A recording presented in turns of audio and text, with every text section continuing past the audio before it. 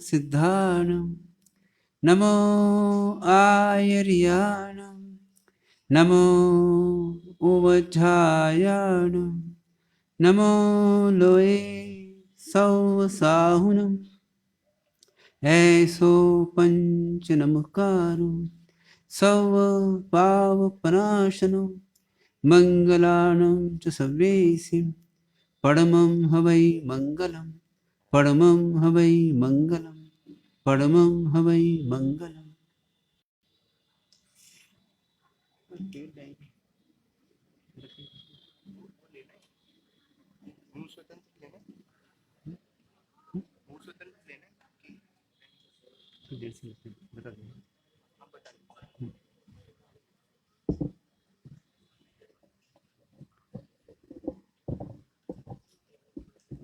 सामयिक में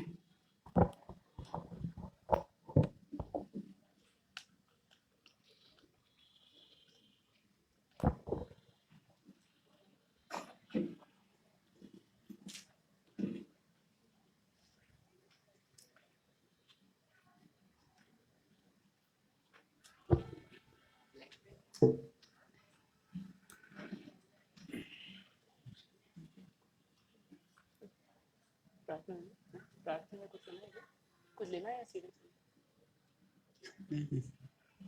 सामयिक लेनी सब लोग ने हैं? अच्छा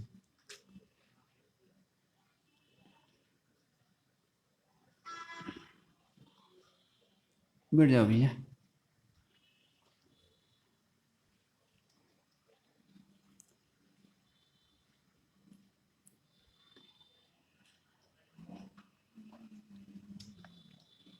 किसकी सामयिक ले ली सबने?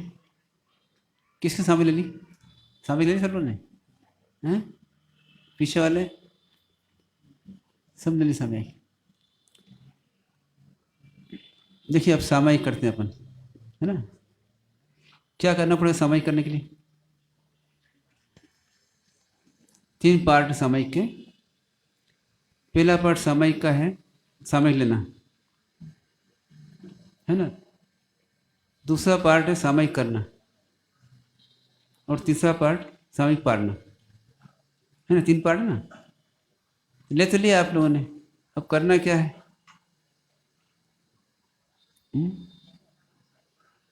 दो लोग यहाँ खड़े हो जाए सामयिक वाले, कोई दो आ जाए। आप आए दोनों बहने, नहीं पीछे।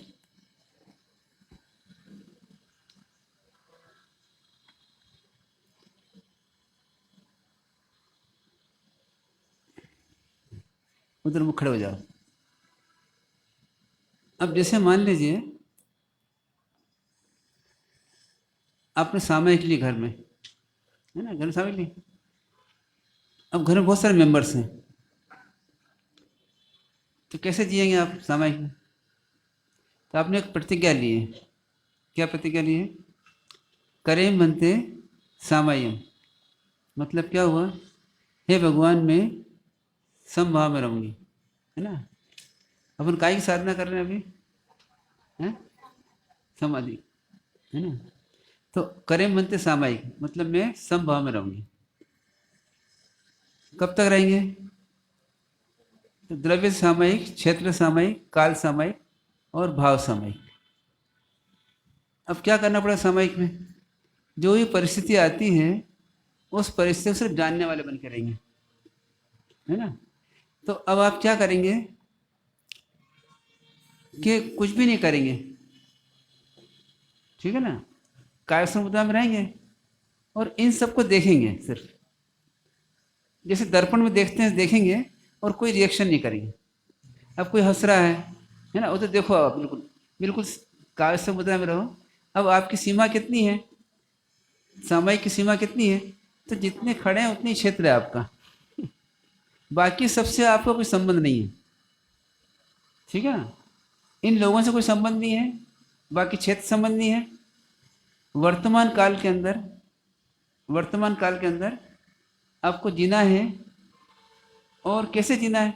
समभाव जीना है। मतलब ये जो कुछ भी करते हैं उसको सिर्फ देखना है, जानना है, कोई रिएक्शन नहीं करना, ठीक है ना? क्या करेंगे?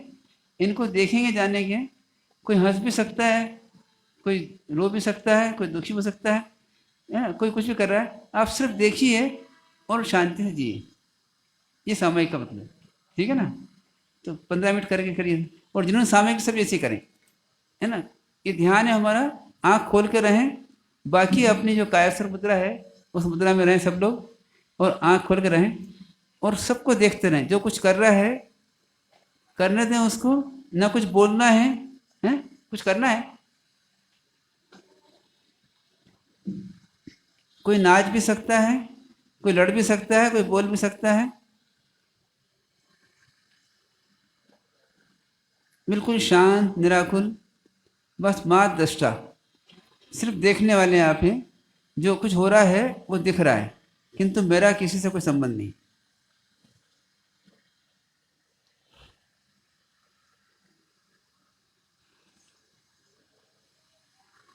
सब कुछ दिख रहा है, किंतु मेरा किसी से कोई संबंध नहीं। मैं आत्मा हूँ, जानने में आ रहा है। मैं आत्मा हूँ और सहज जानने में आ रहा है। मैं मात्र जानूं, किसी प्रकार का कोई रिएक्शन नहीं करूं, है ना। इस प्रकार से देखना सब लोगों को। आप इनको देखें या आपको देखें, ना कुछ बोलना है, न कुछ करना है, और न कोई अनुभव ना करना है। न मन से कुछ सोचना है, न वचन से कुछ सोचना है, और न काया से सोचना है। 15 मिनट के लिए सब बिल्कुल दृष्टा भाव से जीने का प्रयत्न करें।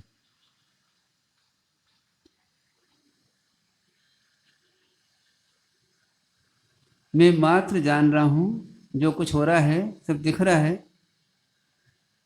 और मैं जानने वाला हूं।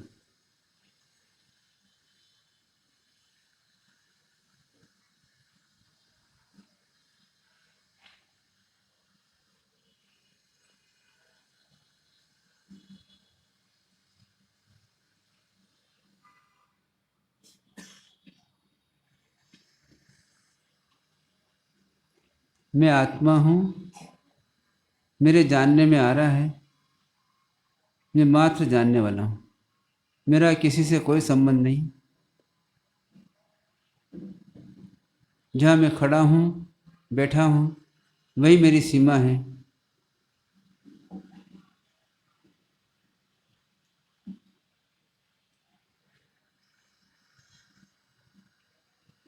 किसी द्रव्य से मेरा कोई संबंध नहीं, किसी क्षेत्र से मेरा कोई संबंध नहीं, किसी पर्याय से मेरा कोई संबंध नहीं। मैं शांत भाव से मात्र दृष्टा बन के जीऊँ।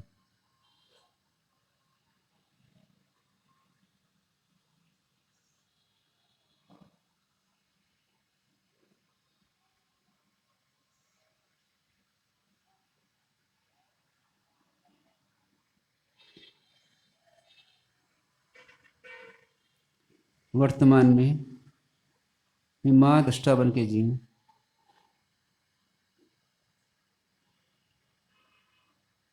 मेरा किसी से कोई संबंध नहीं।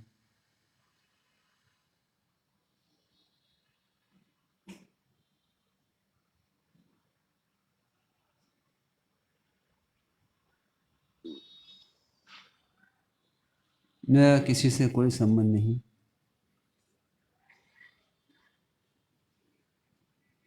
मात्र जानने में आ रहा है।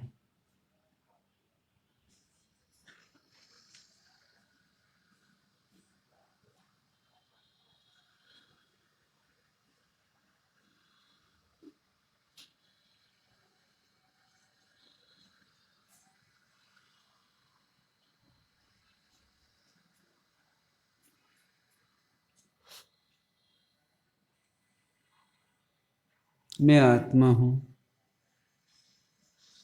मेरा किसी से कोई संबंध नहीं। ये सब जानने में आ रहे हैं। मैं मात्र जानने वाला हूँ। जानने में सहज आ रहे हैं। मुझे किसी प्रकार का कोई विचार नहीं करना। न कुछ करना है, न कुछ बोलना है, न कुछ सोचना है। शांत भाव से मात्र जानना है, मात्र जानना है।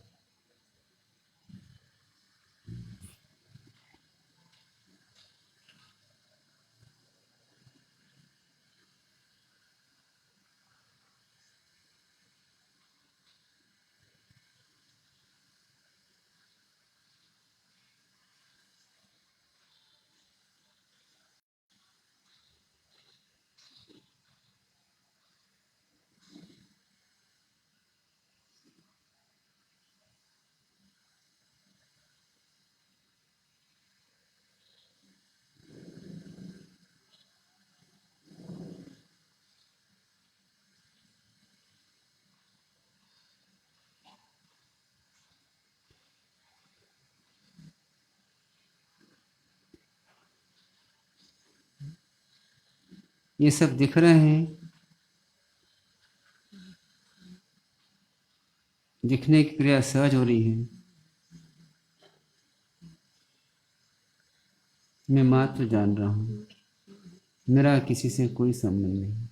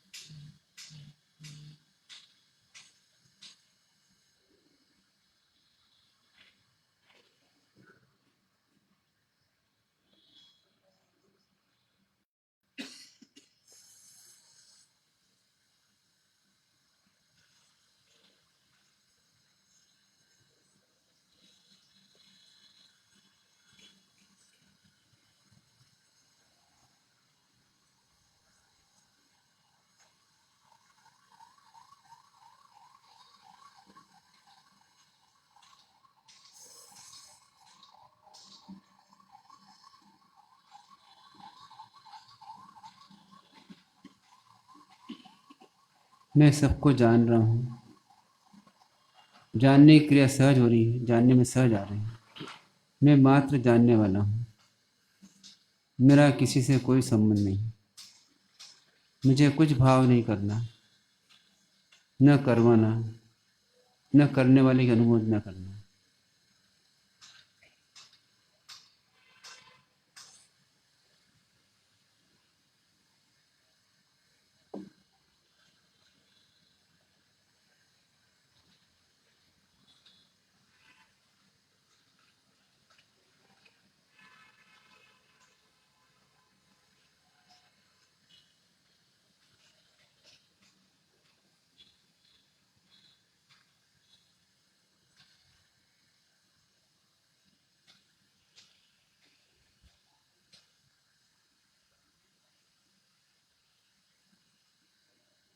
सब कुछ हो रहा है, मेरे जानने में आ रहा है, किंतु मेरा किसी से कोई संबंध नहीं है।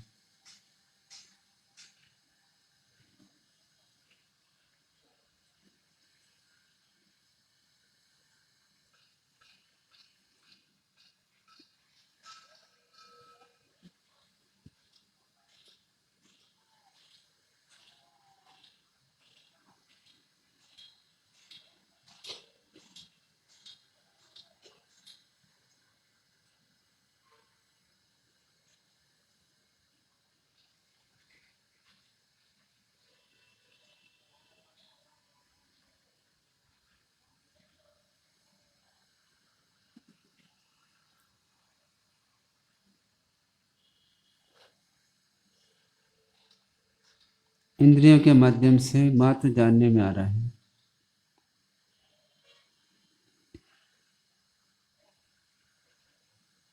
मेरा किसी से कोई संबंध नहीं है। मैं शांत निराकुर रहूं, मात्र जानूं, कोई एक्शन रिएक्शन न करूं, न करवाऊं, न करने वाले की अनुमोद न करूं।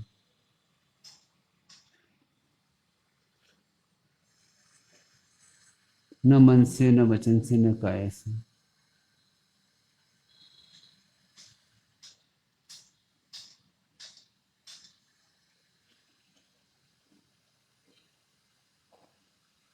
वर्तमान काल में जो कुछ हो रहा है वह जानने में आ रहा है,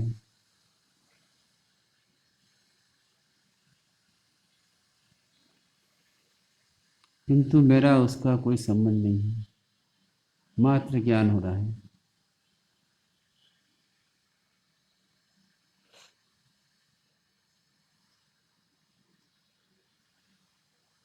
मैं जानने के स्वभाव वाला हूँ, ज्ञायक हूँ। आवाज़ हो रही है, मेरे जानने में आ रही है, किंतु मुझे कोई प्रॉब्लम नहीं। मैं शांत निराकुल हूँ।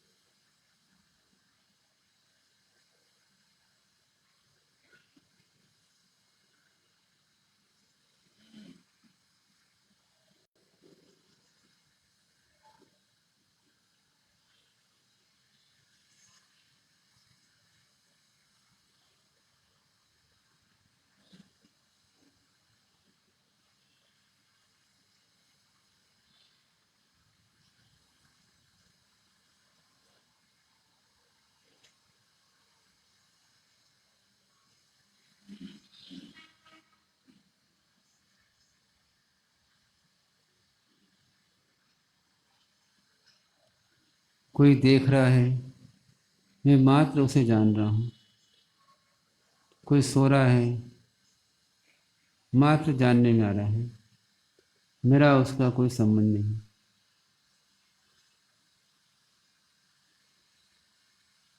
मैं मात्र जानूं, मेरा किसी से कोई संबंध नहीं।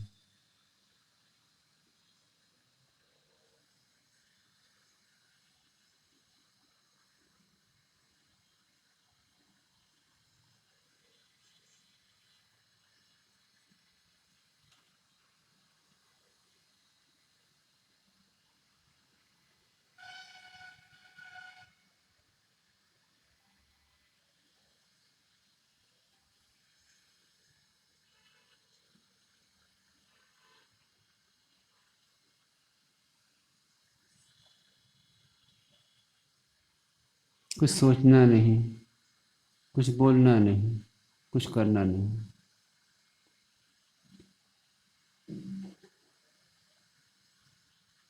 शांत निराकुल रहना।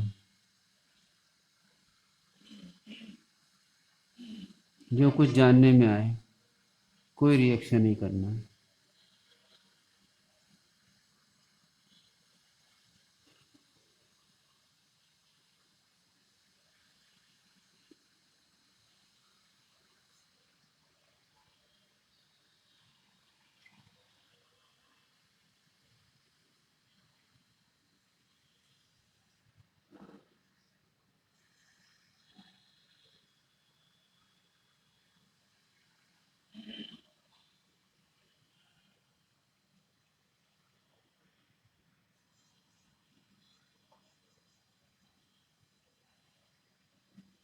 पूरी जागृति के साथ में सजग रहते हुए मात्र जानिए,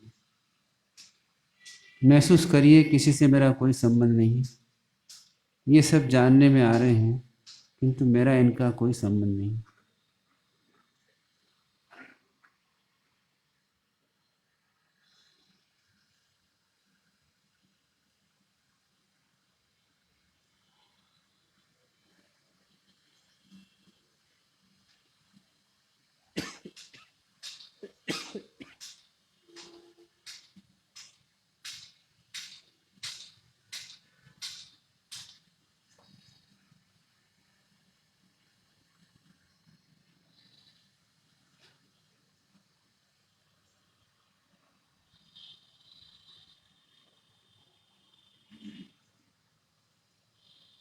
मेरा किसी से कोई संबंध नहीं। मैं मात्र जान रहा हूँ। ये सब जानने में आ रहे हैं, किंतु किसी से मेरा कोई संबंध नहीं। सबकी अपनी अपनी एक्टिविटी चल रही है, किंतु मेरा किसी से कोई संबंध नहीं। मात्र जानने में आ रहे हैं। मुझे कुछ सोचना नहीं, कुछ बोलना नहीं, कुछ करना नहीं।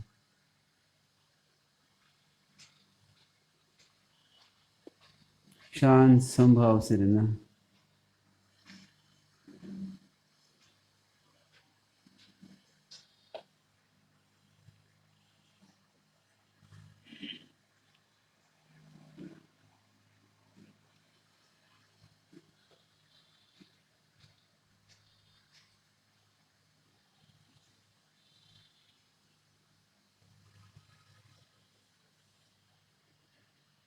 ओम शांति।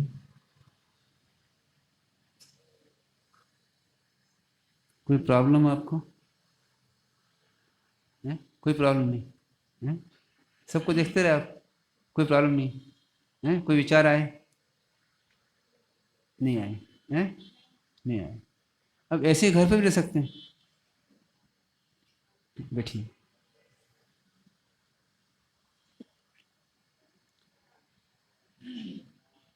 देखिए, अब एक बात समझिए,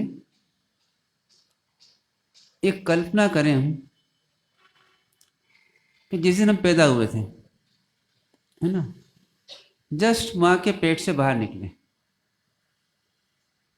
हमने आँख खोली, उससे हमारा पहचान वाला कौन था? अकेले आए थे? पक्का है सबको कि वो साथ में आया था? हैं? कोई नहीं आया। कोई रिश्तेदार था उस समय? नहीं था। फिर जिस दिन जाएंगे उस दिन अकेले जाएंगे कि कोई साथ जाएगा? अकेले नहीं, कोई रिश्तेदार नहीं।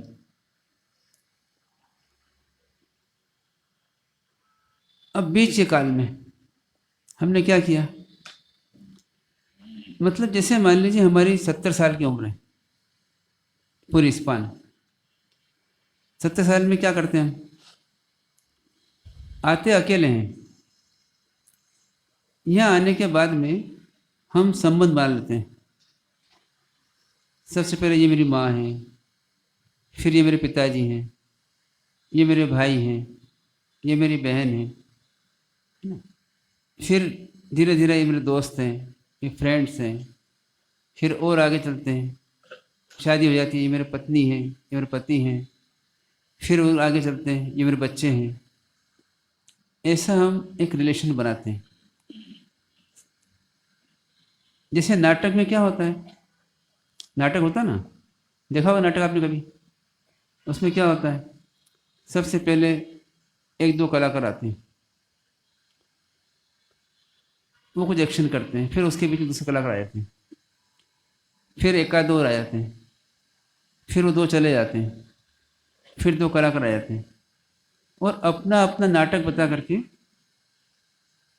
और अंत में क्या होता है? वो सब चले जाते हैं। होता ना ऐसे ही?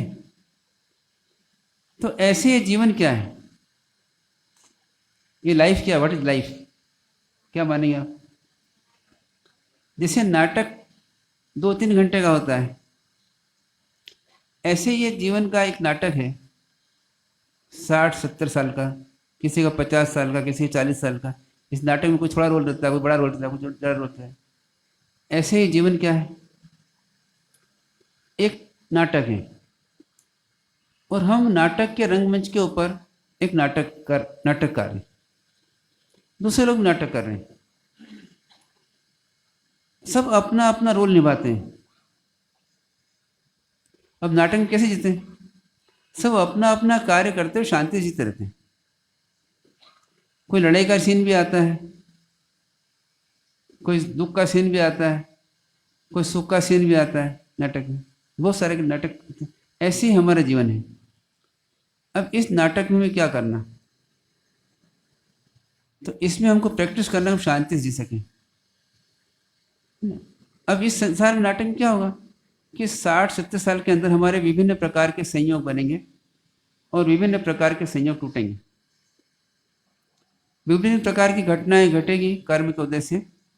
तो कर्म और हमारा नाटक चलता रहता है। इस प्रकार से घटनाएं आती ही चली जाती हैं। अब हमें क्या करना? तो इस नाटक को सिर्फ देखने वाले बन के जीना। तो सामयिक अभ्यास मतलब क्या हुआ? जो नाटक चल रहा है उस नाटक में सिर्फ हम नाटक को देखने वाले बनकर के जी लें। हो रहा है, सब कुछ चल रहा है, दर्शक के भांति बन जाए और जी लें। क्या प्रॉब्लम आएगा बताओ? कोई प्रॉब्लम नहीं आएगा। अब अभी क्या प्रॉब्लम आता है? अभी बहुत प्रॉब्लम आता है। क्या होता है?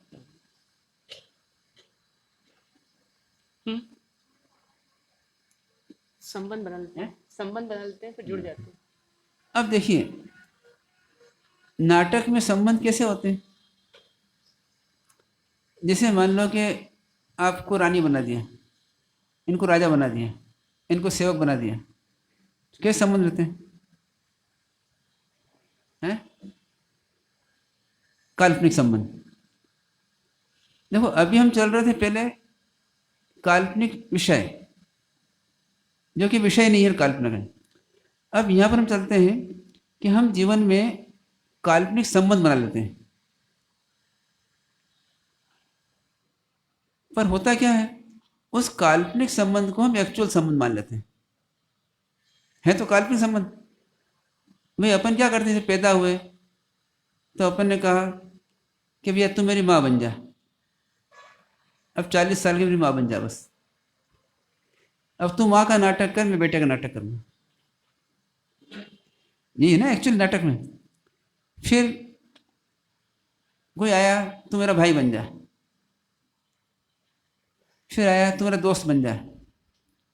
अपन एक क्लास में साथ में खेलेंगे, रहेंगे। तो जितने संबंध हैं,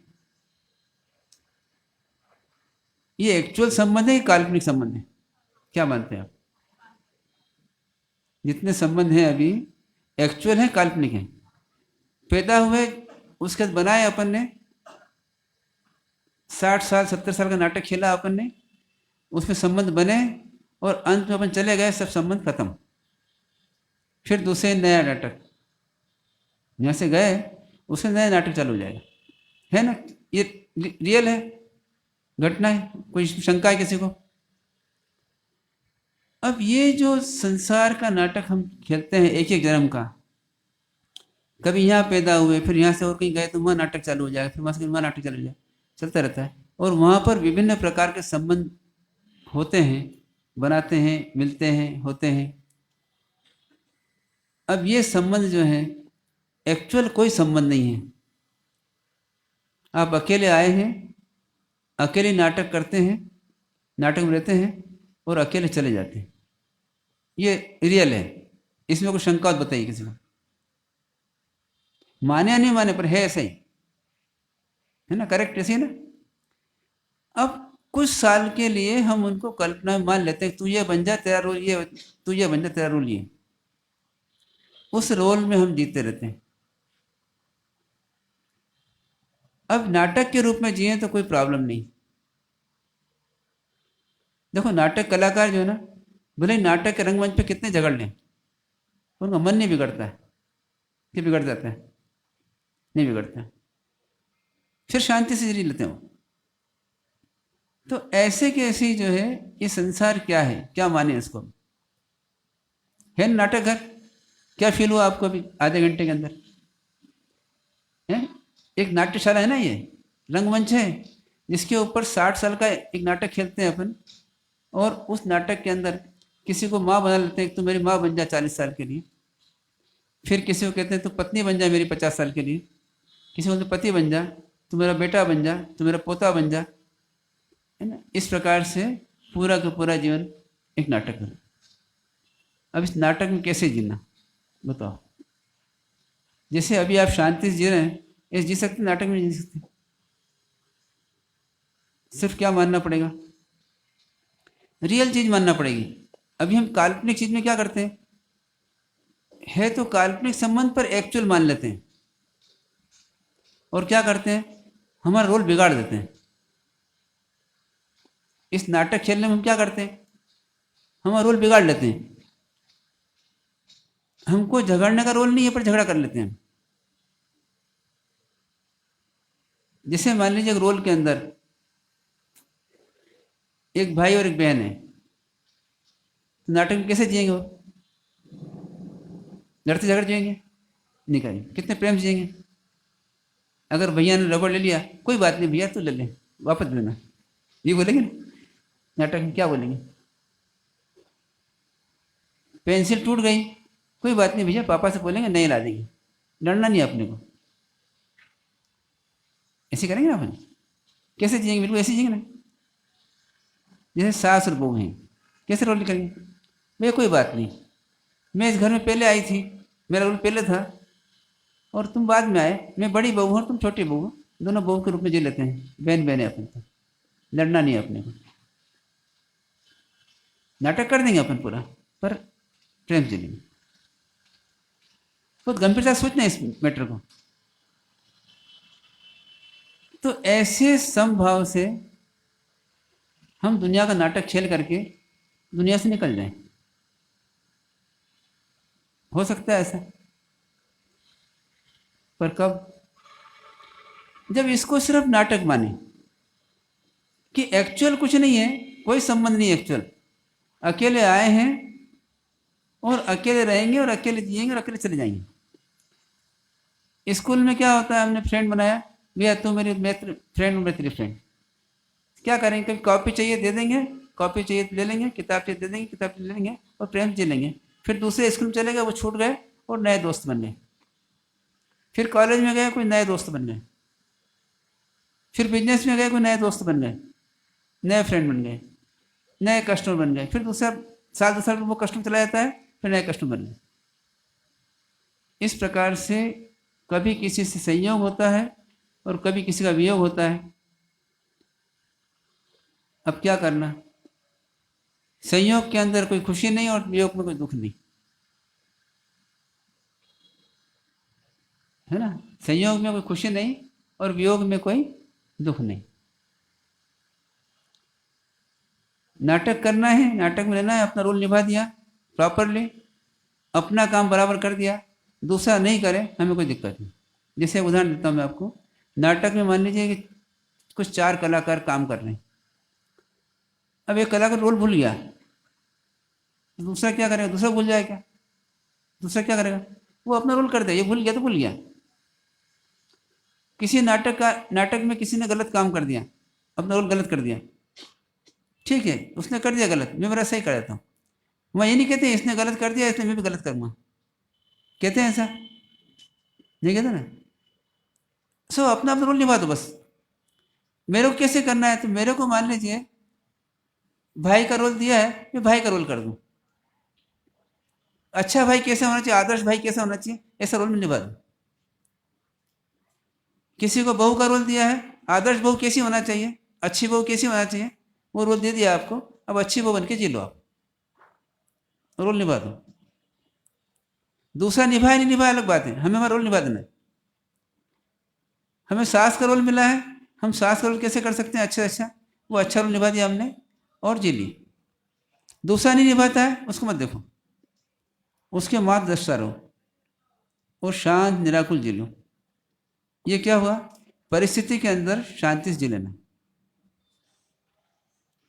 सही है गलत है ये मेथड? इसका नाम क्या है? सामयिक। तो सामयिक क्या मानना? अब इतना समझाएंगे, किसी को प्रॉब्लम हो तो बोलते पूछ लीजिए।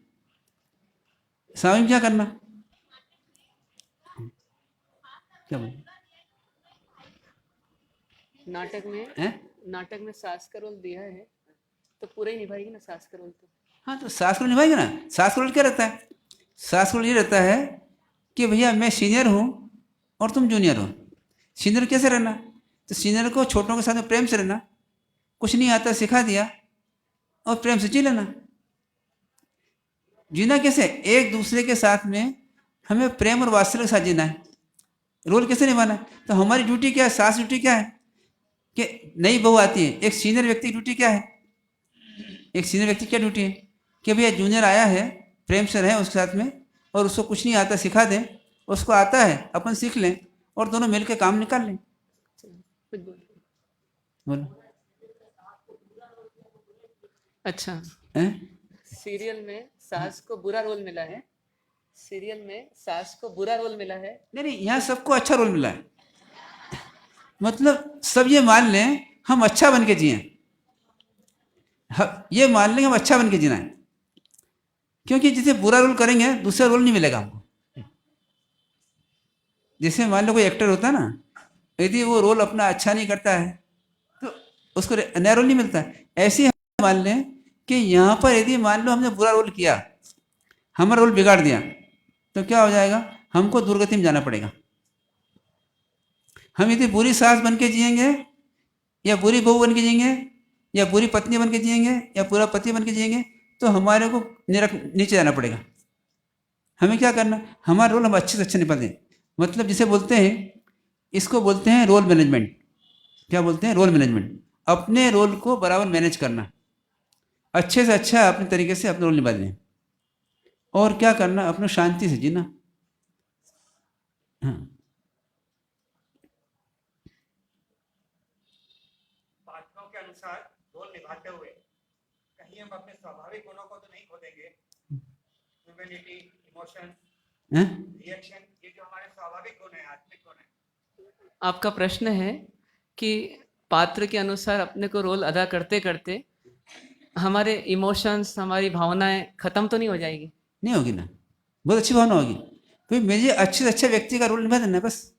मुझे अगर रोल विलन का मिला, हैं? मुझे अगर रोल विलन का मिला, नहीं, रोल तो आपको अच्छा काम करने का ही मिला है, ऐसे हमारे से बोल रहे हैं। काम करने का जैसे एक उदाहरण तौर पर कि आपको पिता का रोल करने मिला, अब अच्छा पिता कैसे हो सकता है? अच्छा पिता अपने बेटे के बारे में क्या सोच सकता है और कैसे काम करना उसको? ये निश्चित है कि मुझे रोल अच्छा ही मिलेगा। हाँ, नहीं नहीं नहीं, रोल तो कोई रोल मिला है, अब उस रोल को हमको आदर्श रूप में निभाना है, अच्छा निभाना है। सामने वाला क्या कर रहा है नहीं देखना है, हमको अपना करते हुए बराबर कर देना है। अगर मुझे मेरे पूर्व कर्मों के अनुसार जो रोल मुझे मिला है, हाँ मैं उसी हिसाब से निभाऊंगा। हाँ, बिल्कुल निभाना है। तो जैसे पिता का रोल मिला हमारे को, कैसे निभाएंगे आप? बच्चे को अच्छा पढ़ाऊंगा, लिखाऊंगा, है ना, उसको धर्म का सिखाऊंगा, सब तरह का एजुकेशन दूंगा, धार्मिक सिखाऊंगा, परिवार में जीना सिखाऊंगा और शांति से जीना सिखा दूंगा उसको। और उसको क्या करूंगा, उसके व्यापार लगवा दूंगा और फ्री हो जाऊंगा। हैं? मेरे जो एक्स्ट्रा गुण है वो खत्म नहीं होंगे। कोई खत्म नहीं होना, आपका बिल्कुल अच्छे से अच्छा रोल निभाएगा। मतलब रोल अच्छा निभाना है, किंतु जो है उसमें मोह बीच में नहीं लाना है। मतलब मेरा संबंध सिर्फ कितना है, तो भैया थोड़े समय का एक काल्पनिक संबंध है, उतने समय में अच्छे तरह जी लूँ और ये भी अच्छे से जी लें, मैं रोल अच्छा निभा दूँ। हम क्या मानते हैं अभी कि ये मेरे संबंधी हैं तो इनसे अच्छा रखूं, और ये मेरे संबंधी नहीं तो अच्छा नहीं रखूं, या इसका रोल खराब है तो मैं भी रोल खराब करूं। पर ऐसा न करते हुए हमें कैसे जीना है, तो सबके साथ अच्छा रोल करके वो निभा देना है। इसके 4 फैक्टर्स हैं। सबसे मित्रवत व्यवहार करना, सत्वेषु मैत्री। गुणीजन है तो बहुमान आना उसके प्रति, इसके गुण मुझे भी आए। गुणीश प्रमोदम, क्लिष्टेषु जीव कृपा प्रतम। मतलब क्या है, जो दीन दुखी हैं उनके प्रति दया का भाव रखना। और माध्यस्थ भाव विपरीत वृत्तो, मतलब क्या है, जो विपरीत जा रहा है, कोई गलती कर रहा है, माध्यस्थ भाव रखना, उसके प्रति किसी प्रकार का द्वेष भाव नहीं आए, बुरे भाव नहीं आए, और हमारा रोल बराबर निभा देना।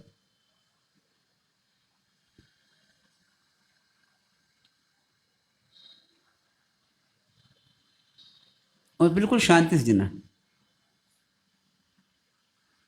आनंद से जीना, प्रसन्नता से जीना। हमारी प्रसन्नता भी नहीं खोए, शांति भी नहीं खोए, और रोल अच्छा निभा दें।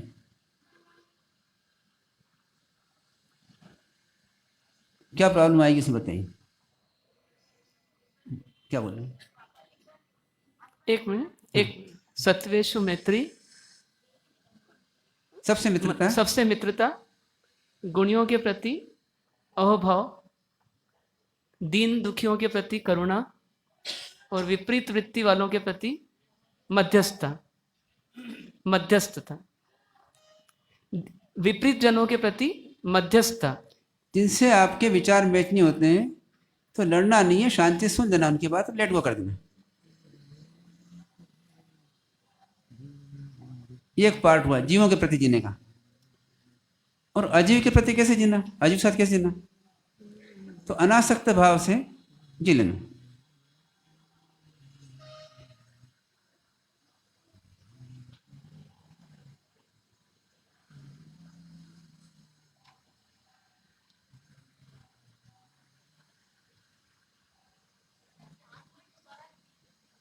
पहला पॉइंट ये है, मतलब सबसे पहले तो जीवों के प्रति कैसे जीना, उसके 4 पॉइंट।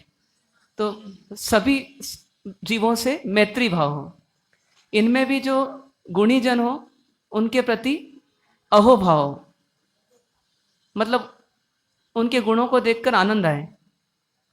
और जो दीन दुखी हैं उनके प्रति करुणा।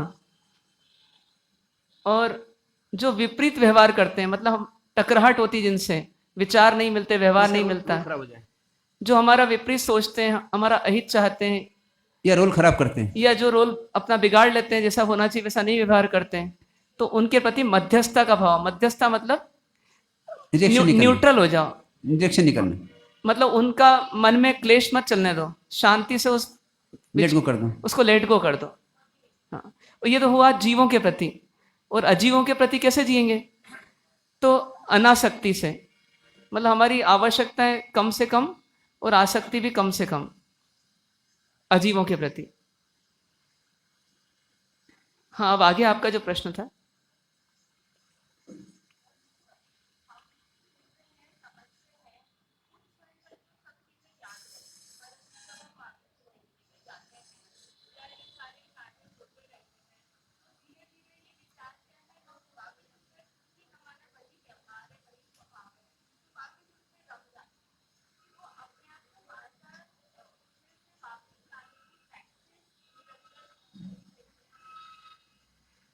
मतलब आपका प्रश्न है कि जब हम सुनते हैं समझते हैं तब तो ठीक होता है, लेकिन वापस जहाँ जाते हैं उसी गृहस्थ जीवन में या उसी प्लेटफॉर्म पर, तो वापस वैसे ही हो जाता है। तो वो सीधी सीधी बात है कि जैसे कपड़ा अपन रोज पहनते हैं और बचाने की कोशिश करते हैं, फिर भी मेला होता है लेकिन फिर उसको धोते हैं। स्वास्थ्य को बचाने की कोशिश करते हैं, फिर भी खराब होता है, फिर दवाई लेते हैं। घर खराब हो जाता है, फिर उसकी झाड़ू लगाते हैं। बर्तन खराब होते हैं, फिर मांजते हैं। ठीक उसी प्रकार से बार बार मन को भी सुधारने के लिए सत्संग रूपी, मतलब सफाई की वस्तु आवश्यक है। मतलब मन को साफ करने के लिए सत्संग, सद्विचार, सच्चिंतन, सद्निर्णय, ये हमारे जीवन में रेगुलर चाहिए। और इससे थोड़ा थोड़ा विकास होते होते फिर हम परमानेंसी पर आ जाएंगे कि अभी टेम्परेरी रहेगा सुधार, लेकिन धीरे हम पूरे स्वस्थ होते जाएंगे और पूरा सुधार हो जाएगा एक दिन। और कोई तरीका नहीं। सबसे पहले माने हम जितनी फ्रीक्वेंसी से हमारी नुकसान हो रहा है, उससे ज़्यादा तेज फ्रीक्वेंसी से हमारे को सुधार की प्रक्रिया अपनाना पड़ेगी। मतलब जितने जल्दी मन बिगड़ता है, उससे ज़्यादा मेहनत करना पड़ेगी मन को सुधारने की। तो धीरे मन सुधरा रह जाएगा, फिर जो बिगाड़ा होता है बार बार मन का, वो नहीं होगा, संस्कार बदल जाएंगे। मुझे अपना रोल अच्छा करना है, सामने वाला करे या न करे, है ना? मुझे अपना रोल अच्छा रखना है, अपना एक्टिंग बराबर करना है। हमारा जो रोल है दिया गया है हमको उस समय के लिए, उस समय रोल अच्छा करना है। हम टीचर हैं तो हमारा टीचिंग का रोल अच्छा करना है। हमारे स्टूडेंट्स हैं, हमारा स्टूडेंट रोल अच्छा निभाना है। जो रोल हमको मिला है जिस समय, उस रोल को हमको बराबर समझ करके और अच्छा निभा देना है। और ये मानना है कि संबंध जो हैं कुछ समय के हैं, कुछ समय संबंध रहेंगे और छूट जाएंगे। इसलिए मुझे दुखी सुखी नहीं होना इन चक्कर में। मैं शांत निराकुल आनंद रहूं। दूसरा मेरा आनंद छीन नहीं सकता है। साथ में रहना है, मैं रोल निभा दूं और बाकी आनंद में रहूं। ठीक है ना? कोई प्रॉब्लम इसमें किसी और? देखो प्रैक्टिकल प्रॉब्लम आ सकती है, आएगी, उस प्रैक्टिकल प्रॉब्लम को सॉल्व करना अपने, पर पहले प्रिंसिपल एग्री हो जाएं कि हमें कर्म के उदय में समझें या संयोग में जीना पड़ेगा। पैदा हुए हैं, संयोग में जीना पड़ेगा, भाग नहीं सकते यहाँ से, पैदा होने तो भाग नहीं सकते, जीना पड़ेगा। पर कैसे जीना? तो कैसे जीना? तो हमें हमेशा शांत, निराकुर, प्रसन्नता से जीना। सामने वाला गलत रोल कर रहा है तो भी उसके दृष्टा बन के जीना, देखने वाले हैं अपन सिर्फ उसके रोल को। जैसे अभी आप यहाँ बैठे, अभी 2 लोग यहाँ खड़े थे, उनका काम क्या था? वो आपको देख रहे थे। अब कोई मान लो सो रहा है तो वो देख रहे हैं सो रहा है, सुन दो, कोई दिक्कत नहीं, अपने को नहीं छेड़ना उसको, अपन अपना काम करते जाओ बस। मतलब क्या है? हमें अपनी ड्यूटी पूरी करना, प्रॉपर करना, उसमें कोई कमी नहीं रखना। अभी हम क्या मानते हैं कि हम रिलेशन है तो ड्यूटी करेंगे, रिलेशन नहीं ड्यूटी नहीं करेंगे। अब ये मानना कि हमें अपनी ड्यूटी पूरी करना है, रिलेशन टेम्परेरी है, नहीं भी रहे, हमें ड्यूटी पूरी करना है। जिस समय जो रोल करना है वो रोल पूरा करें और सही करें। जिस पोस्ट पे यहाँ पे जिस समय उस पोस्ट को पूरा निभाएं, मगर इन सब के अंदर हमारा मन खराब नहीं करें। इन सब के अंदर वो सामने वाला कैसे ही रोल कर रहा है, हमारा मन खराब नहीं होना चाहिए, हम अपने आनंद को नहीं खोएं।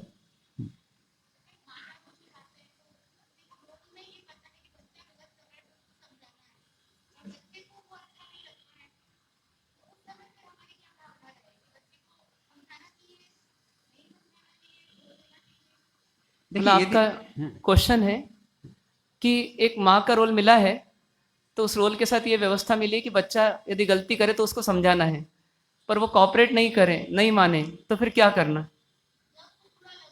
या उसको बुरा लग रहा है? देखिए अपने को बच्चा हुआ है, जैसे पेट में आया वहाँ से आपकी ड्यूटी चालू हो जाती है ना। यदि आपने अपनी ड्यूटी पहले नहीं निभाई 2, 4, 5, 10 साल तक और बाद में ड्यूटी निभाने चालू करी आपने, तो क्या होगा? वो बच्चा को बिगाड़ दिया, पहले आपने ड्यूटी नहीं करी आपने बराबर और बच्चा बिगड़ गया, अब आप परेशान होंगे। ठीक है ना, पहला पॉइंट नहीं है। अब मान लो कि शुरू से आप ड्यूटी निभाते हैं, बराबर उसको डेवलप करते जाइए और आगे बढ़ जाएंगे, ये एक तरीका होता है सही माने तो।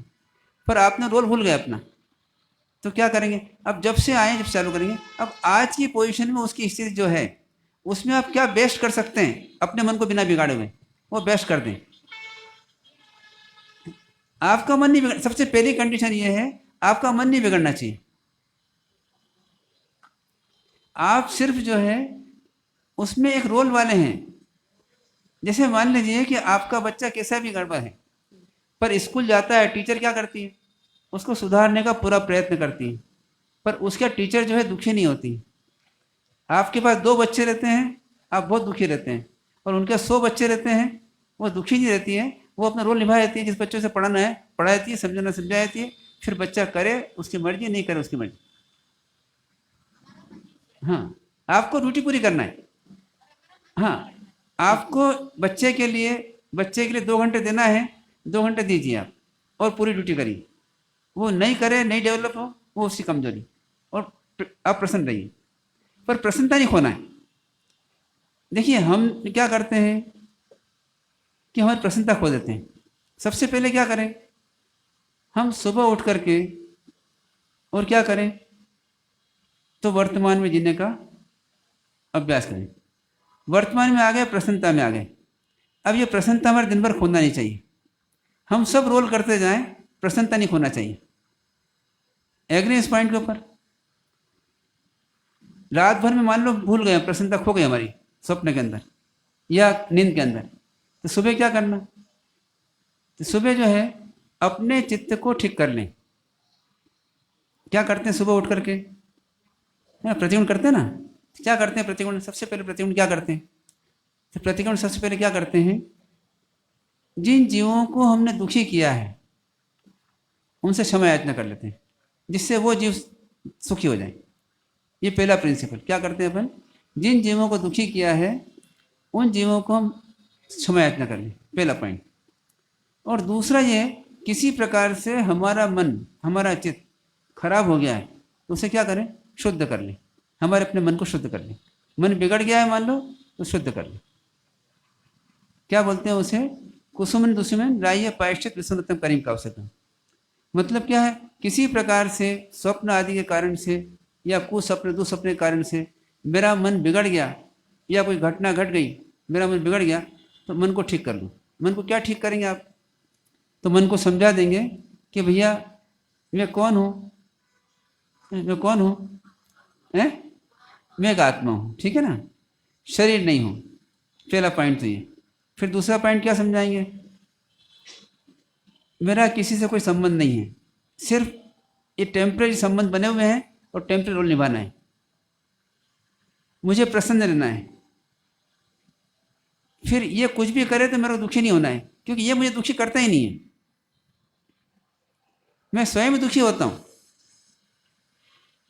दूसरा, मुझे कल क्या पॉइंट आया था अपना, कि संसार में हम दुखी काहे से हैं, हम अपने इच्छा से अपने विचारों से हैं, दूसरा दुखी नहीं करता है। किसी ने मुझे दुखी नहीं किया, इसलिए मैं दुखी हुआ तो मेरी गलती मैं ठीक कर लूँ और अब दुखी नहीं रहूँगा और दिन भर सुख से जीना। फिर कभी दिन भर में कुछ हो जाए, शाम को बैठ करके क्या करना, फिर मन को प्रसन्न कर लेना। देवसी प्रायश्चित करते हैं अपन कि दिवस में जो कुछ भी किया है, चित्त खराब हुआ, हमारा मन खराब हुआ, उसको हम ठीक कर लें और फिर रात को जी लें आराम से। हाँ बोलिए।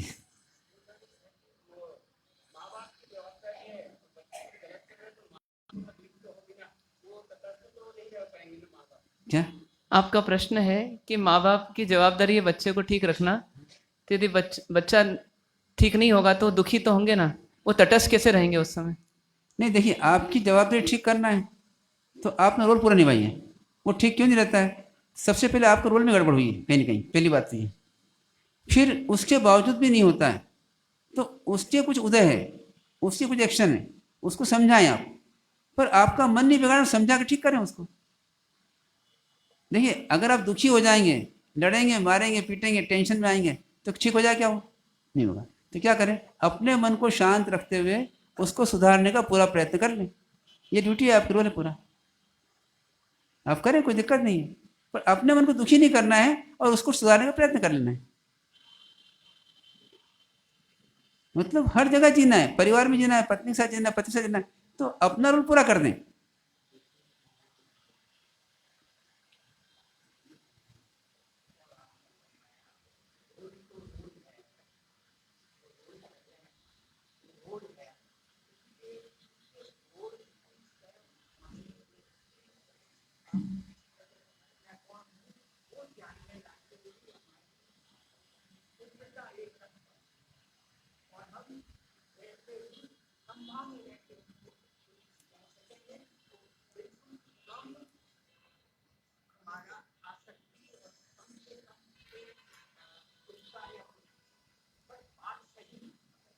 बात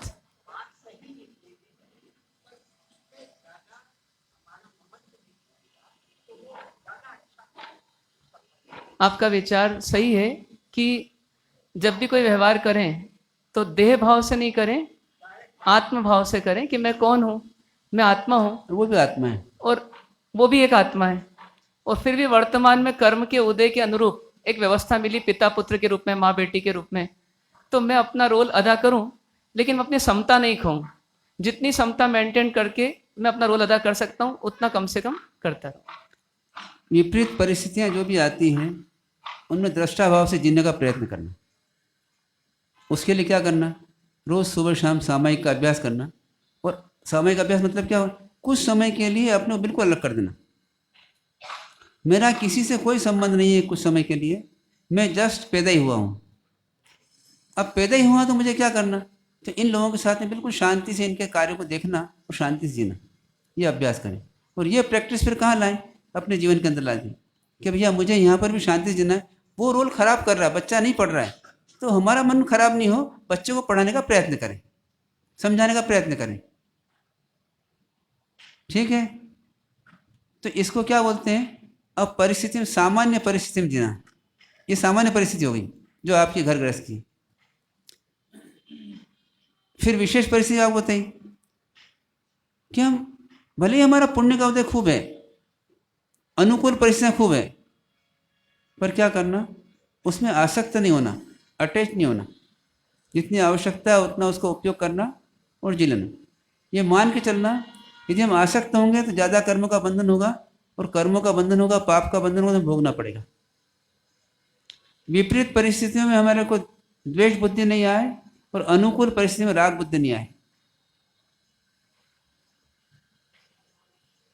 विपरीत परिस्थिति में द्वेष बुद्धि नहीं आए, और अनुकूल परिस्थिति के अंदर राग बुद्धि नहीं आए। रोल निभाना है, पर राग भी नहीं करना और द्वेष भी नहीं करना उससे, है ना। हम क्या करते हैं, बच्चे से द्वेष करने लग जाते हैं, नहीं पढ़ता है तो, और पढ़ता है तो राग करने लग जाते हैं। ड्यूटी पूरी करना है, राग भी नहीं करना, द्वेष भी नहीं करना। क्या करना फिर, समता में जीना। काल्पनिक संबंध को काल्पनिक संबंध मानना कि ये संबंध काल्पनिक है, कुछ समय के लिए है, परमानेंट नहीं है। ठीक है ना, एग्री इस पॉइंट के ऊपर। जैसे मान लीजिए, उदाहरण लेते हैं और आगे बढ़े, इतने कोई डिफिकल्टी नहीं है किसी को, आगे बढ़ते हैं। अब जैसे आप जयपुर में रहे या किसी शहर में रहते हैं, मान लो, हम क्या मान लेते हैं, शहर मेरा है। ये रियल है, काल्पनिक है? काल्पनिक है।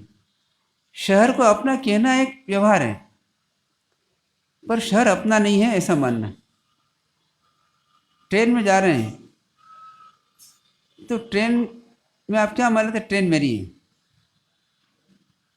मानना क्या है, ट्रेन मेरी नहीं है, मेरे सफ़र के लिए सहयोगी है।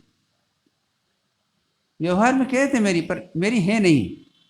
डिब्बा मेरा नहीं है। डिब्बा किसका है, तो डिब्बा ट्रेन वालों का ही है, अपना डिब्बा नहीं है।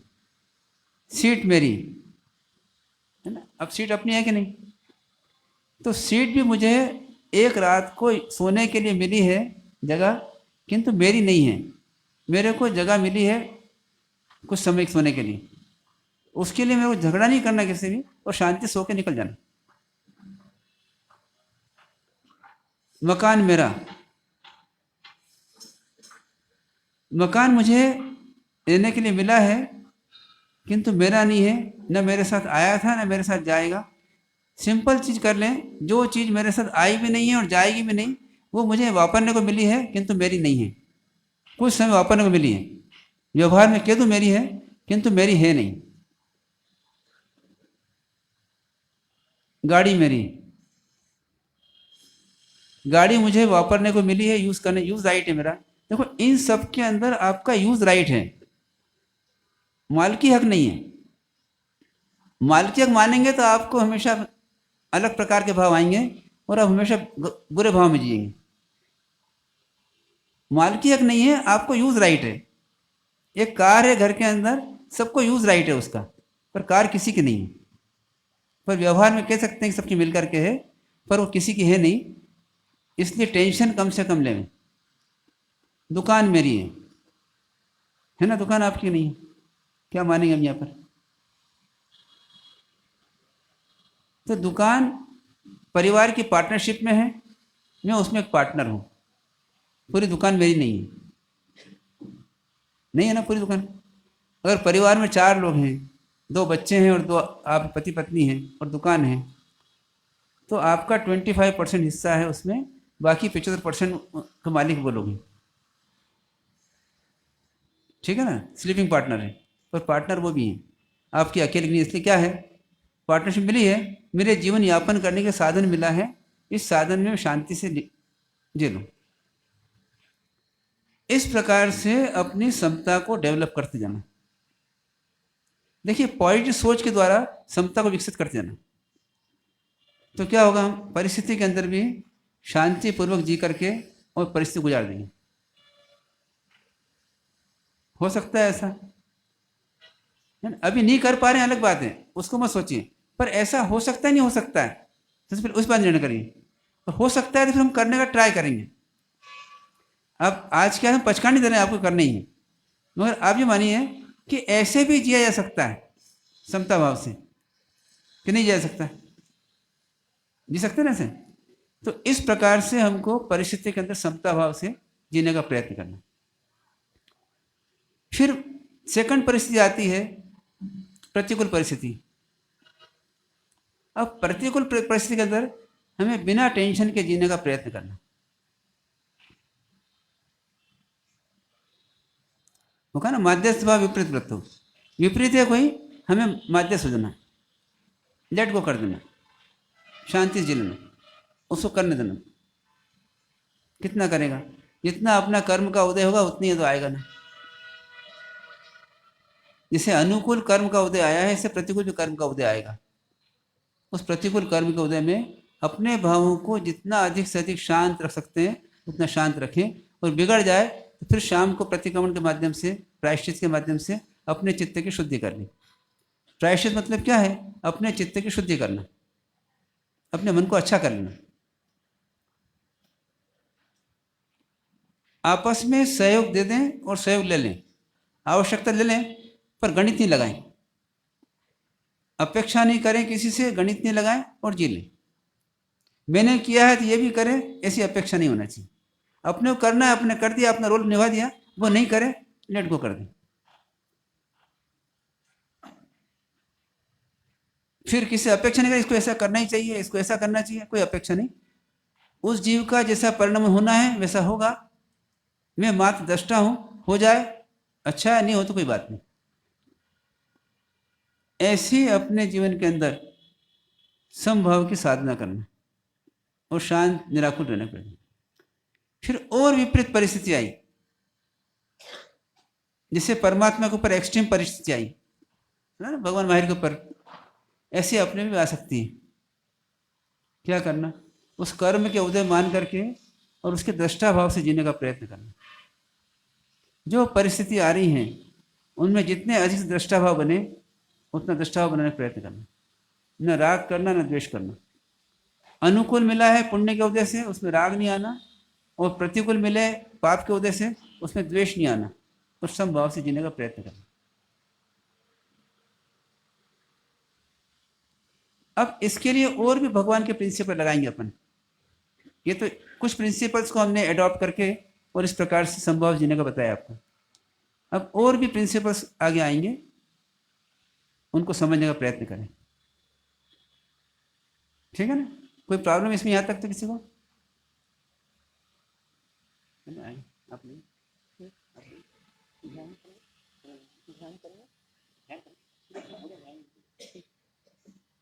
थक गए हो, थोड़ी देर 3 प्रार्थना कर लेते हैं।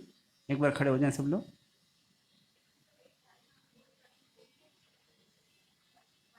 ठीक है, अभी ये वाली प्रार्थना कर लेते हैं, फिर बाद में आप बता दीजिएगा एक बार।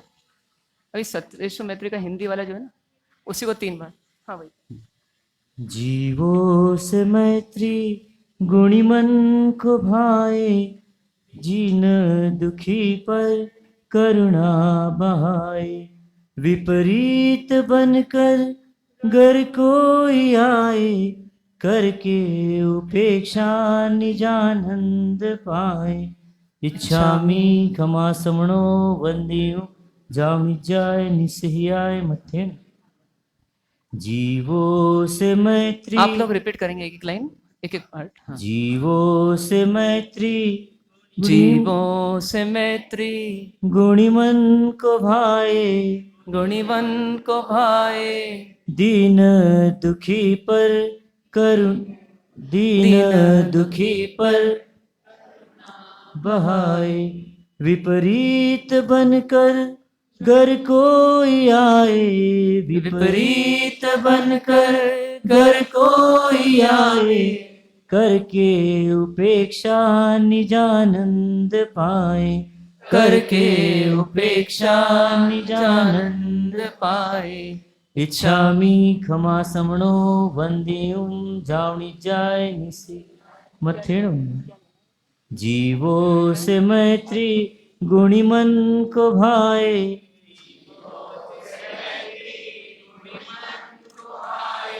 दीन दुखी पर करुणा बहाए।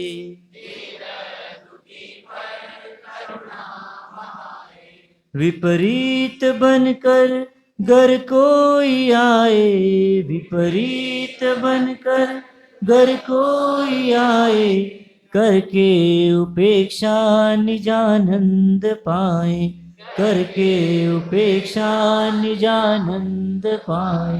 इच्छामी खमा समणो वंदियो, जावणी जाय निसह्याय मथे।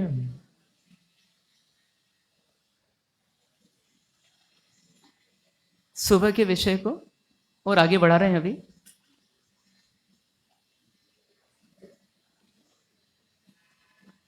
नौ तत्वों में से शुरू के दो तत्व, एक जीव तत्व और दूसरा अजीव तत्व, इसको जानने का हमने प्रयास किया।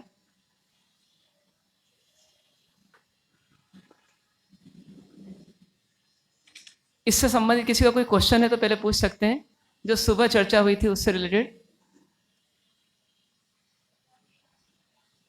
किसी का कोई क्वेश्चन?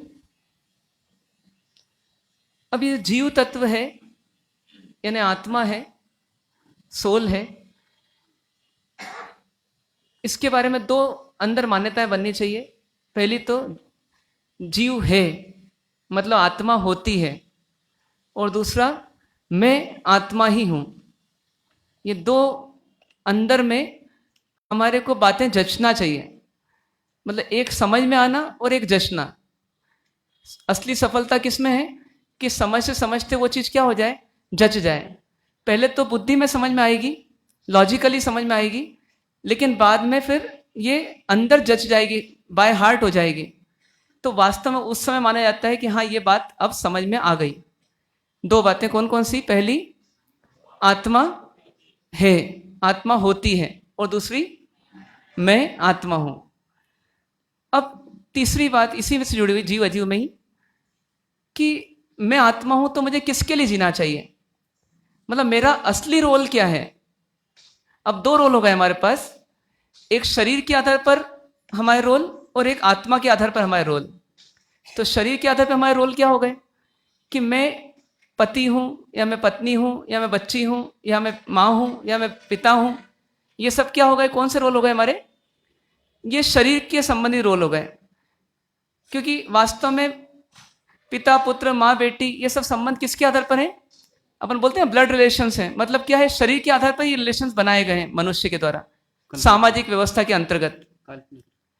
और अब ये यूं तो वास्तविक लगते हैं अपने को, क्योंकि हम इसमें ही जीते हैं, इसमें रचे पचे हैं।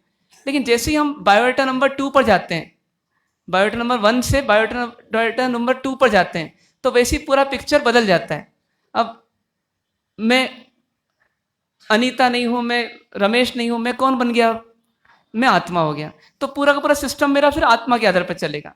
और आत्मा कोई ऐसी चीज नहीं जो कहीं और रहती हो, मैं ही आत्मा हूं। एक अरूपी पदार्थ हूं, दिख नहीं सकता लेकिन महसूस किया जा सकता है ज्ञान दर्शन चारित्र सुख आदि के आधार पर। और ऐसे अनंत गुण होते हैं, ज्ञान दर्शन चारित्र आदि अनंत गुण होते हैं। तो वो जो आत्मा है, उस आत्मा की दृष्टि से मैं देखता हूं तो ये शरीर भी अजीव है और ये भी मेरा नहीं है, तो फिर बाकी सब मेरे कैसे हो सकते हैं?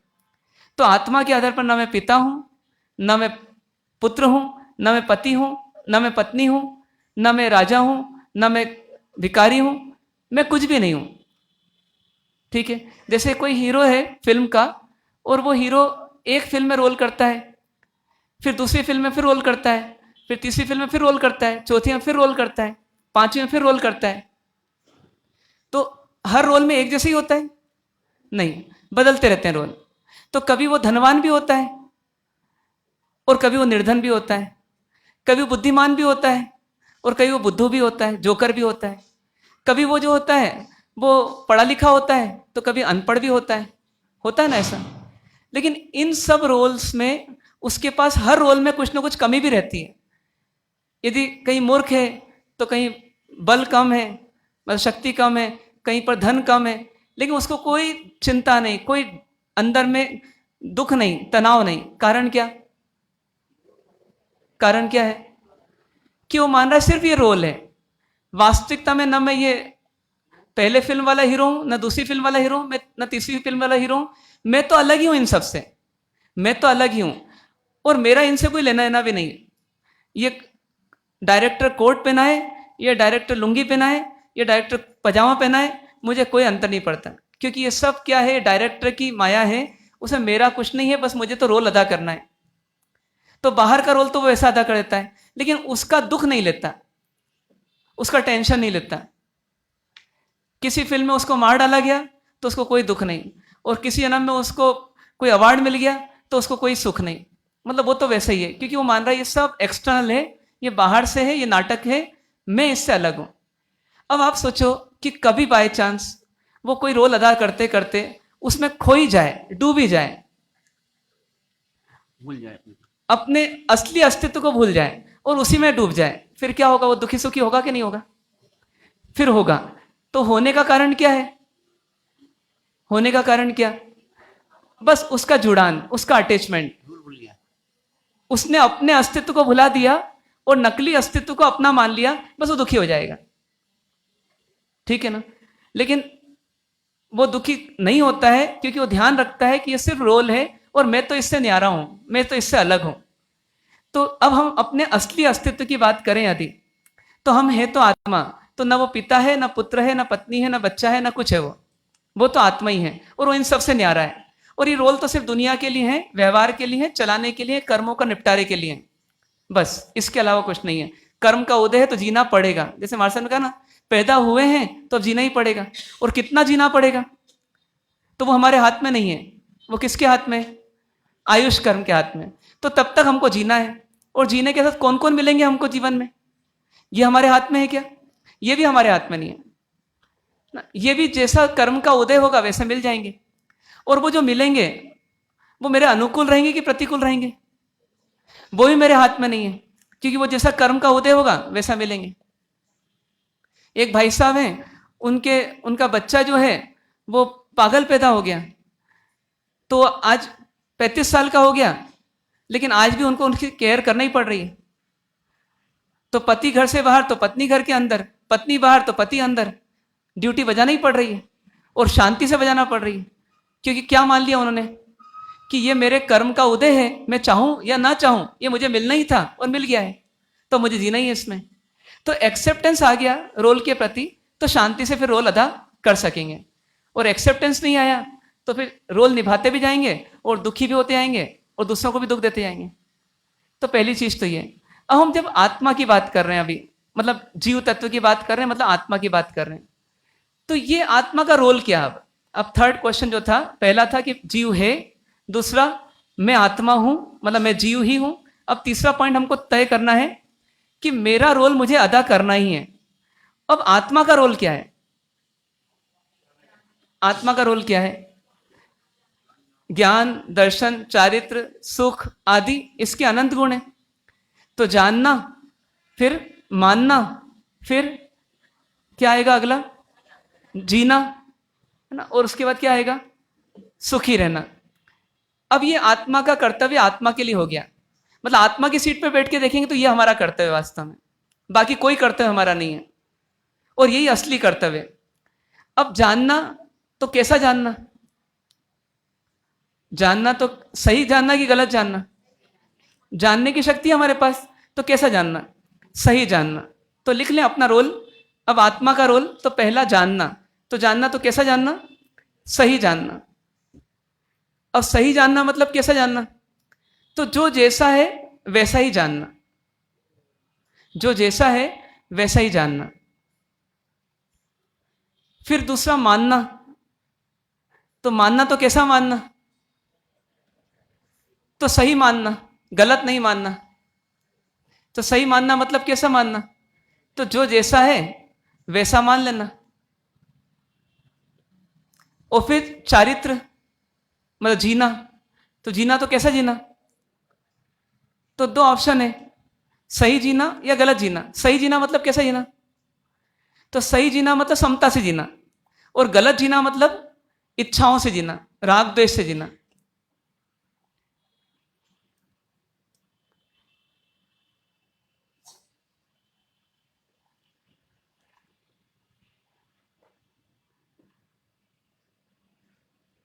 और अब सुख गुण है हमारा, उसमें 3 ऑप्शन हो गए। सुखी होना, तो कैसा सुखी होना? तो पहला तो ये कि समता से सुखी होना, मतलब सच्चा सुखी होना। दूसरा अनुकूलता से सुखी होना। और तीसरा दुखी होना, मतलब सुखी नहीं होना। ये 3 ऑप्शन हमारे पास है। इनमें से कैसा सुखी होना? तो दुख में तो सुख है ही नहीं, इसे दुखी तो होना ही नहीं। अब दूसरा ऑप्शन आया कि अनुकूलता में सुखी होना। क्या? वो भी हमारे हाथ में जब नहीं रहेगा, प्रतिकूलता आ जाएगी, फिर हम दुखी हो जाएंगे, तो सुख टिकेगा नहीं। तो फिर कैसा सुखी होना? तो ऐसा सुखी होना है जो हमेशा सुख रहे। वो कौन सा सुख है? वो समता का सुख है। तो अब हमारा फंक्शन क्या हो गया, हमारा काम क्या हो गया? जानते रहो, सही जानते रहो, सही मानते रहो, समता से जीते रहो और सुखी रहो और सच्चे सुखी रहो।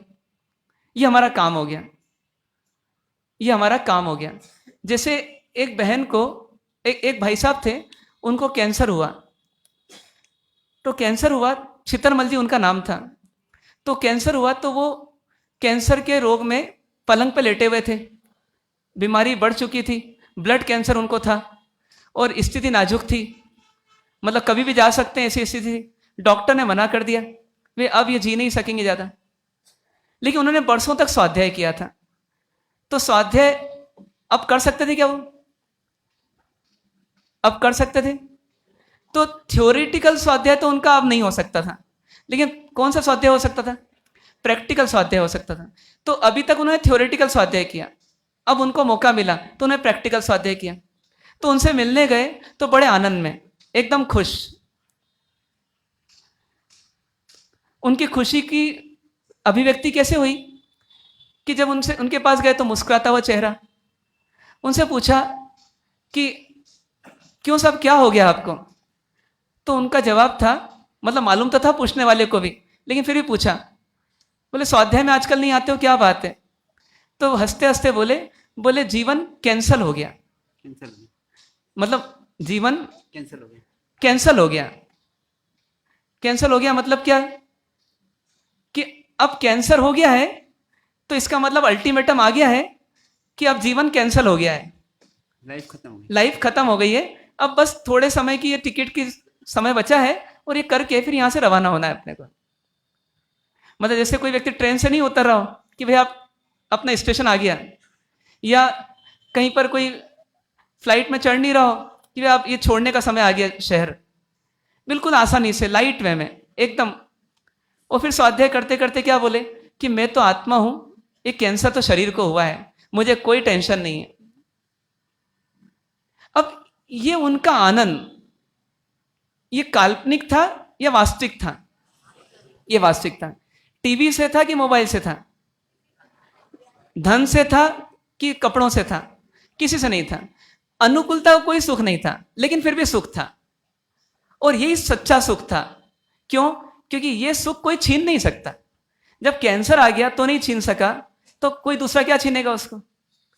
तो अब उस सुख का राज क्या था? अब इसी के आधार पर आप देखो, वो आत्मा अब अंतिम समय में किसका रोल निभा रही थी? वो पिता का, कि पुत्र का, कि पत्नी का, कि बच्चे का? अब वो सिर्फ आत्मा का रोल निभा रही थी, जिसके लिए उसने जन्म लिया था, वास्तव में मनुष्य जीवन। और इस आत्मा के रोल में उसकी 4 ही तैयारी थी: सही जानना, सही मानना, सही जीना और सुखी रहना। तो सही जानने में वो क्या कर रही थी? अब देखो, सही जानने और गलत जानने में ज्यादा अंतर नहीं है। कैंसर है ये तो अज्ञानी भी जानता है और ज्ञानी भी जानता है। बस ज्ञानी क्या जानता है? शरीर को कैंसर है, इसे कैंसर है, मुझे कैंसर नहीं है। और अज्ञानी कैसे जानता है? मुझे कैंसर है। भाई इतना ही अंतर है।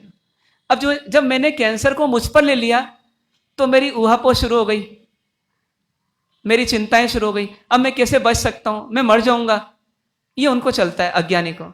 और ज्ञानी को क्या है? इसको कैंसर आया है और मैं तो अजर अमर अविनाशी हूं, आत्मा कभी मरती नहीं, आत्मा कभी मरती नहीं।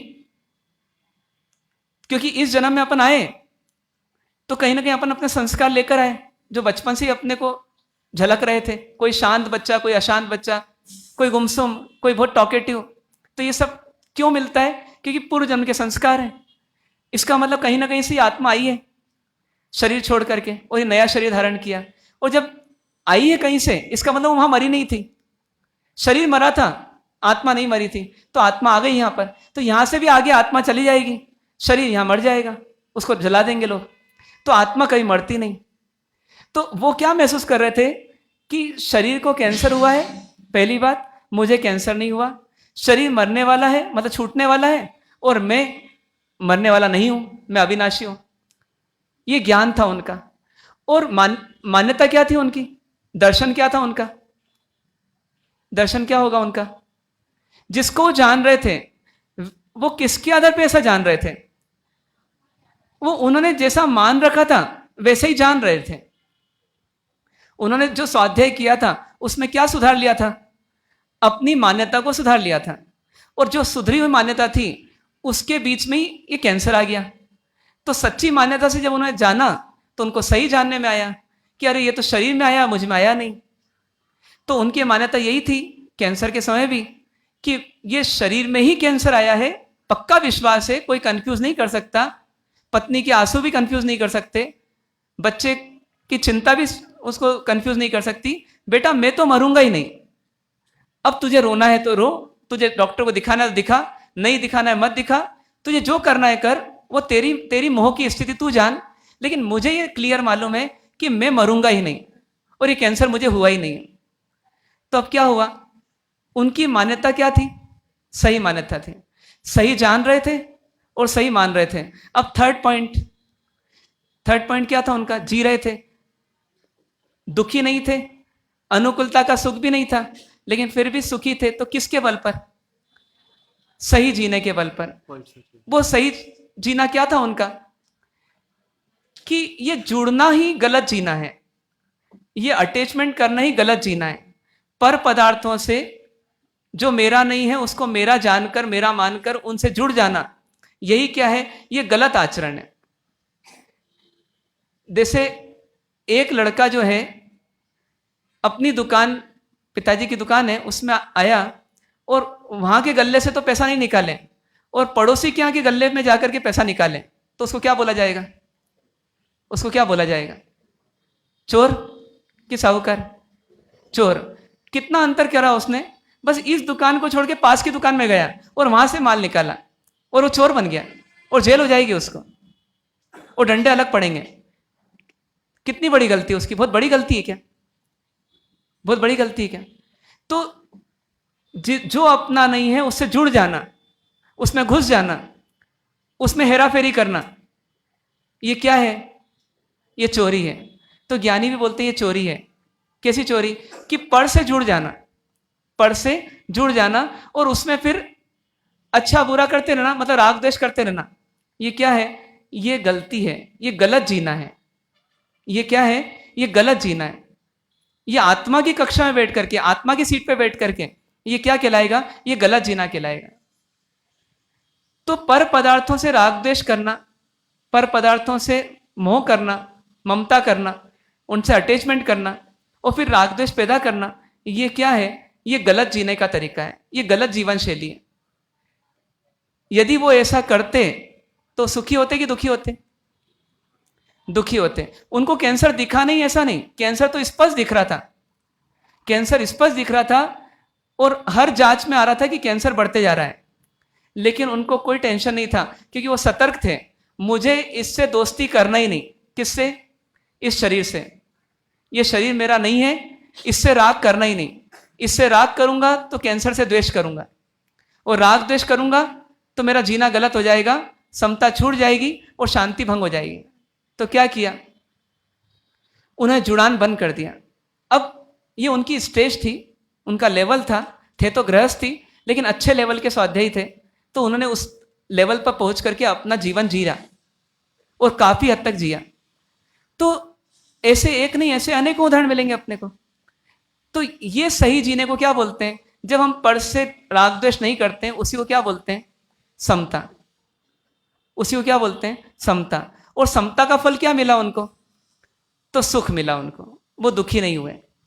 तो जीवन में सुखी रहना है तो क्या करना पड़ेगा, सही जानो, सही मानो और सही जियो। और सही जीना मतलब क्या, समता से जीना।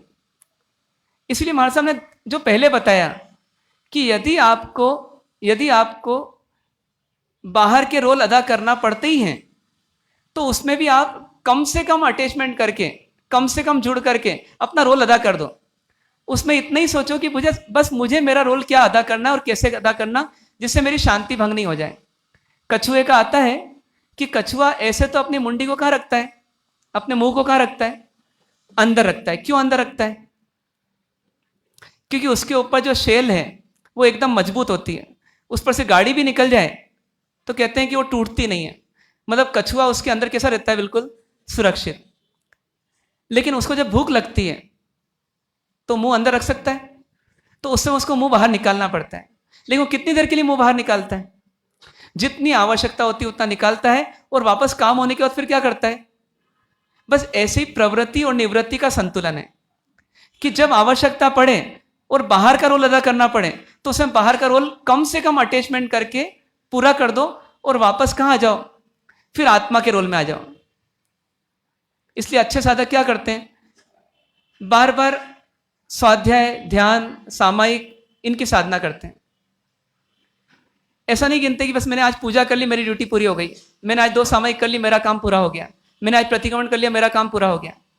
वो नहीं सोचते। वो सोचते हैं जितने समय अधिक से अधिक आत्मा में रहें उतना अच्छा है, और जितना मजबूरी में बाहर रहना पड़े उतना रहना पड़ेगा, पर मूल में मुझे कहाँ रहना है? मुझे आत्मा में रहना है। जस्ती है बात। अब इसके लिए अभ्यास करना पड़ेगा। वो चितरमल जी ने कम से कम 30 साल अभ्यास किया होगा, तब जाकर के उनको ये स्टेज प्राप्त हुई। आप जानते भी हैं शायद। तो ऐसी स्थिति है। तो इसलिए अपने को ये ध्यान रखना कि अपनी भी वो स्थिति आ सकती है। जन्मे थे तो कैसे जन्मे थे? रोते रोते या हंसते हंसते? रोते रोते। अब जाएंगे तो एक मौका फिर मिलेगा। 2 ऑप्शन है, रोते रोते या हंसते हंसते। कैसे जाना? तो हंसते हंसते कैसे जाएंगे अपन? उसमें अनुकूलता तो नहीं मिलेगी, ये पक्का है। चाहे वो अंबानी हो चाहे अदानी हो, जाते समय अनुकूलता तो किसी को नहीं रहेगी। तो उस समय सुख रह सकता है क्या बिना अनुकूलता के भी? तो कौन सा सुख? तो समता का सुख। और समता का सुख कब मिलेगा? जब सही जानना और सही मानने के साथ जीना होगा, तब जाकर के वो सच्चा सुख मिलेगा। इसलिए बोलते हैं किसकी साधना करो? तो ज्ञान, दर्शन, चारित्र की साधना करो। बार बार इसको सही करने का अभ्यास करो। सही जानो, सही मानो, सही जियो, तो अपने को सच्चा सुख मिलेगा। अब ये तो हुआ जीव की बात। मतलब तीसरा पॉइंट अपने को और मिल गया। पहला पॉइंट हुआ कि जीव होता है, दूसरा पॉइंट मिला कि जीव मैं ही हूं, और तीसरा मेरा काम सही जानना, सही मानना, सही जीना, और ऐसा करते हुए सुखी रहना, ये मेरा काम हो गया। अब इससे आगे जब बढ़ते हैं अपन, तो अब हम फेल कहाँ होते हैं? हम फेल कहाँ होते हैं इसको सोचना हमको। उसके लिए हमको कहाँ जाना पड़ेगा? अब आगे के तत्वों में बढ़ना पड़ेगा। आगे के तत्व कौन कौन से हैं? तो अब अगला युगल आएगा आश्रव और संवर, और इसके साथ जुड़ा हुआ एक और युगल आएगा बंध और निर्जरा। ठीक है। अब यदि हम आश्रव को समझ लेंगे तो संवर को समझना आसान हो जाएगा, बंध को समझ लेंगे तो निर्जरा को समझना आसान हो जाएगा। अब एक प्रोसेस देखें अपन, क्या हो रही है कि कोई भी दृश्य जब हमारे सामने आता है, चाहे वो कान से, चाहे वो आंख से, चाहे वो नाक से, चाहे वो जिह्वा से, और चाहे वो त्वचा से। जैसे मच्छर आया, बैठा, हवा चली, टच हुई, संगीत बजा या मशीन की आवाज आई, कोई दुर्गंध आई या सुगंध आई, या आंख के सामने कोई बहुत सुंदर सा दृश्य आया या एकदम कुरूप सा दृश्य आया। ये सब क्या हो गए हमारे सामने? इनको हम शॉर्ट में क्या बोलते हैं? इनको शॉर्ट में क्या बोलते हैं? परिस्थिति। क्या बोलते हैं? परिस्थिति। और शास्त्रीय भाषा में इन्हें क्या बोलते हैं? इन्हें बोलते हैं ज्ञेय। हे तो आपने जान लिया, उपाधेय भी जान लिया, अब तीसरा शब्द क्या आ रहा है? ज्ञेय। ज्ञेय मतलब ज्ञान का ज्ञ, ज्ञेय। तो ज्ञेय मतलब क्या होता है? ज्ञेय मतलब हाँ, जानने योग्य। शॉर्ट में कहेंगे जानने योग्य। तो 3 चीजें हो गई। कौन कौन सी 3 चीजें हो गई? एक तो छोड़ने योग्य, वो क्या कहलाएगी? हे। आदरने योग्य, ग्रहण करने योग्य, उपादेय। और सिर्फ जानने योग्य, वो क्या? ज्ञेय। ठीक है। तो जितनी परिस्थितियां वो क्या है? गे है। और मैं कौन हूं? अब मेरा भी एक नाम है। क्या नाम है मेरा? मेरा नाम ज्ञायक भी है। क्या है? ज्ञायक या ज्ञाता। ज्ञायक या ज्ञाता मतलब मैं कौन हूं? मैं जानने वाला हूं। तो जानने वाला हूं, इसको क्या नाम दिया? ज्ञायक या ज्ञाता या फिर चेतन आत्मा, ये तो है ही। तो ज्ञायक के सामने कौन आ जाता है? बार बार गे आता है, और गे बदलता रहता है। गे बदलता भी रहता है। अब इसमें मेरी कमजोरी क्या होती है उसको समझना है कि जानने में जैसे ही कुछ आती है परिस्थिति, वो वहीं से गड़बड़ शुरू होती है कि मैं उसको गलत जान लेता हूं। मैं उसको क्या कर लेता हूं? गलत जान लेता हूं। गलत कैसे जानता हूं मैं? कि कुछ मिलावट कर देता हूं। एकदम प्योरली गलत जानता हूं ऐसा भी हमेशा नहीं होता, लेकिन जो जानता हूं उसमें कुछ मिलावट कर देता हूं। जैसे बच्चे ने पूरा सब कुछ सही लिखा फॉर्मूला, लेकिन बस जहां प्लस था वहां माइनस लगा दिया। फॉर्मूला सही या गलत? पूरा गलत हो गया, आंसर पूरा गलत आया। तो कारण क्या? कि एक प्लस की जगह माइनस हो गया। तो जैसे कैंसर हुआ, ये ज्ञान हुआ गे से। ये गे है शरीर, जानने में आने वाला है, जानने में आने योग्य है, और इसको गलत जान लिया। कैसे गलत जान लिया? कि मुझे कैंसर हुआ। कैंसर हुआ ये तो सही जानकारी थी, पर मुझे कैंसर हुआ ये जानकारी कैसी है? गलत है। आत्मा की सीट पे बैठ के देखना पड़ेगा। तो ये जानकारी या ये ज्ञान गलत है कि सही है? गलत है। क्यों गलत है ये? क्योंकि ये शरीर को हुआ है और मैं शरीर नहीं हूं। मैं शरीर नहीं हूं, लेकिन फिर भी ये ज्ञान हो रहा है, मतलब फीलिंग हो रही है मुझे कैंसर हुआ, मुझे फोड़ा हो गया, मुझे फुंसी हो गई, मेरा दांत गिर गया, है ना, मेरी शेविंग करवा ली, मैं नहा लिया। ये सब क्या हो रहा है? गे जानने में तो आ रहा है, लेकिन वो जानकारी सही है कि गलत है? गलत है। बस कितना सा अंतर है कि जो शरीर में हो रहा है उसको मैं मेरा जान रहा हूं। जो शरीर में हो रहा है उसको मैं मेरा जान रहा हूं। जैसे आपके बाल बड़े हैं कि छोटे हैं? बड़े हैं। किसके? कि आपके? तो आपने उत्तर पहले क्या दिया? किसके?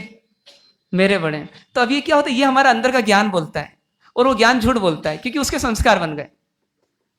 कभी अपने से कोई पूछे कि आपने कौन सा शर्ट पहन रखा है, तो बोले काले रंग का शर्ट पहन रखा है, सफेद रंग का शर्ट पहन रखा है, कुर्ता पहन रखा है।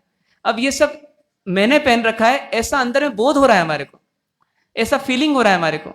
इसलिए हमारी क्या हो गई? आदत ही बिगड़ गई। गलत जानते जानते जानते जानते उसका इतना अभ्यास हो गया कि गलत ही जानने में आता है। और ऐसा सिर्फ शरीर के प्रति नहीं आता है।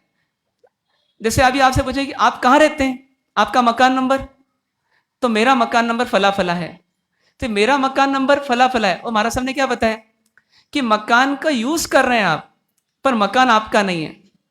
किराएदार यूज कर रहा है मकान को, किराया का मकान खाली किया और नया किराएदार आया, तो लेबल प्लेट क्या हो जाएगी? नेम प्लेट क्या हो जाएगी?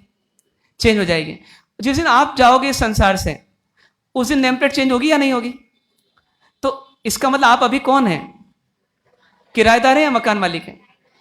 किराएदार है। लेकिन अपन क्या मानते हैं? मेरा मकान है।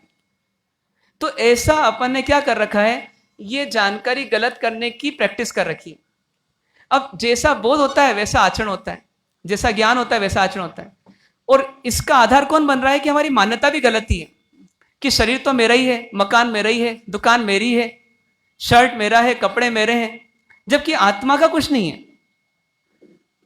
आत्मा का कुछ नहीं है। तो ये जो जानना और मानना गलत है, इसके कारण से क्या हो जाता है? हमारे को कहीं ना कहीं जो वस्तुएं जानने में आती है उनको देख करके राग या द्वेष पैदा हो जाता है। ठीक है? तो ये जो हमारे अंदर में गलत मान्यता, फिर गलत ज्ञान और उसके साथ साथ गलत आचरण जो होता है, इसके कारण से एक तत्व हमारे जीवन में आता है जिसका नाम है आश्रव तत्व। गलत ज्ञान और गलत मान्यता और गलत आचरण से होने वाले भाव का आना आश्रव है। शॉर्ट में कहें तो भावों का आना आश्रव है।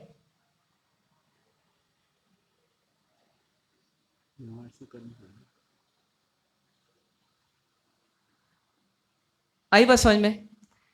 और ये इमीडिएटली होता है, जैसी वस्तु या व्यक्ति या परिस्थिति आती है वैसी अंदर फीलिंग होता है, कुछ ज्ञान होता है गलत, फिर मान्यता तो गलत होती है, और साथ में हमारा भाव शुरू हो जाते हैं राग द्वेष के। तो ये यहाँ पर जो परिस्थिति बनती है उसके कारण से मन वचन काया एक्टिवेट हो जाते हैं। अंदर में मन और बाहर में वचन और काया ये क्या हो जाते हैं, ये एक्टिव हो जाते हैं। मतलब प्रोसेस ऐसी होती है कि परिस्थिति को जानते हैं, जानने के बाद गलत जानने के कारण से, गलत मानने के कारण से फिर गलत भाव आते हैं, गलत भावों के साथ हमारा मन वचन और काया ये क्या हो जाती है, ये एक्टिव हो जाती है बाहर में कुछ जुड़ान करने के लिए। मन से, वचन से, काया से हम क्या करते हैं, कोई ना कोई रिएक्शन करते हैं, रिएक्ट हो जाते हैं। जैसे किसी ने हमको थप्पड़ मार दिया तो हमको ज्ञान हुआ कि मुझे मारा। अब मुझे मारा जबकि वो मुझे नहीं मारा है, किसको मारा? छितरमल्ली से पूछेंगे तो क्या बोलेंगे वो, किसको मारा? और हमसे पूछेंगे तो क्या बोलेंगे हम, मुझे मारा। भाई इतना सा अंतर है। तो वो बोलते हैं मुझे नहीं मारा। जब मुझे नहीं मारा तो बात खत्म, मुझे नहीं मारा तो बात यहीं खत्म हो जाती है। लेकिन मुझे मारा, यहां से बात शुरू हो जाती है, महाभारत शुरू हो जाती है। तो अब क्या होता है, मन वचन और काया एक्टिवेट हो जाते हैं, और मन वचन काया के एक्टिवेट हो जाने के साथ भावों के आने से यहां पर कर्मों का भी आना होता है और भावों का भी आना होता है। और इसी को क्या बोलते हैं, आश्रव बोलते हैं। यदि आश्रव की शॉर्ट में परिभाषा देखें तो क्या होगी, तो भावों का आना, और दूसरी परिभाषा कर्मों का आना, ये क्या कहलाता है, आश्रव कहलाता है।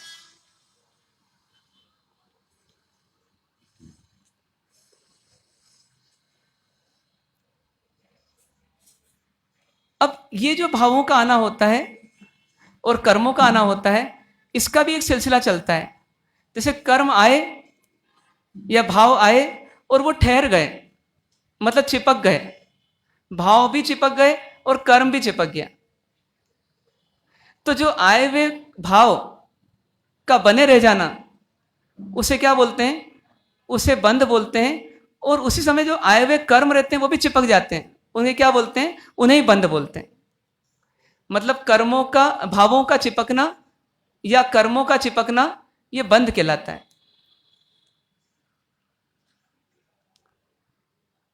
अभी जो भाव आते हैं ये तो हम महसूस कर सकते हैं, जो कर्म आते हैं और चिपकते हैं वो कैसे होते हैं, कैसे होते हैं, बोलो ना, कर्मों का आना, कर्मों का चिपकना। तो ये कर्म क्या चीज है जिसको हम कर्म बोलते हैं? अब ये तीसरी चीज हमारे सामने आ गई, आत्मा तो है ही, शरीर भी है, और साथ में एक और चीज क्या आ गई, कर्म। तो ये कर्म क्या चीज है बताइए, कर्म क्या है?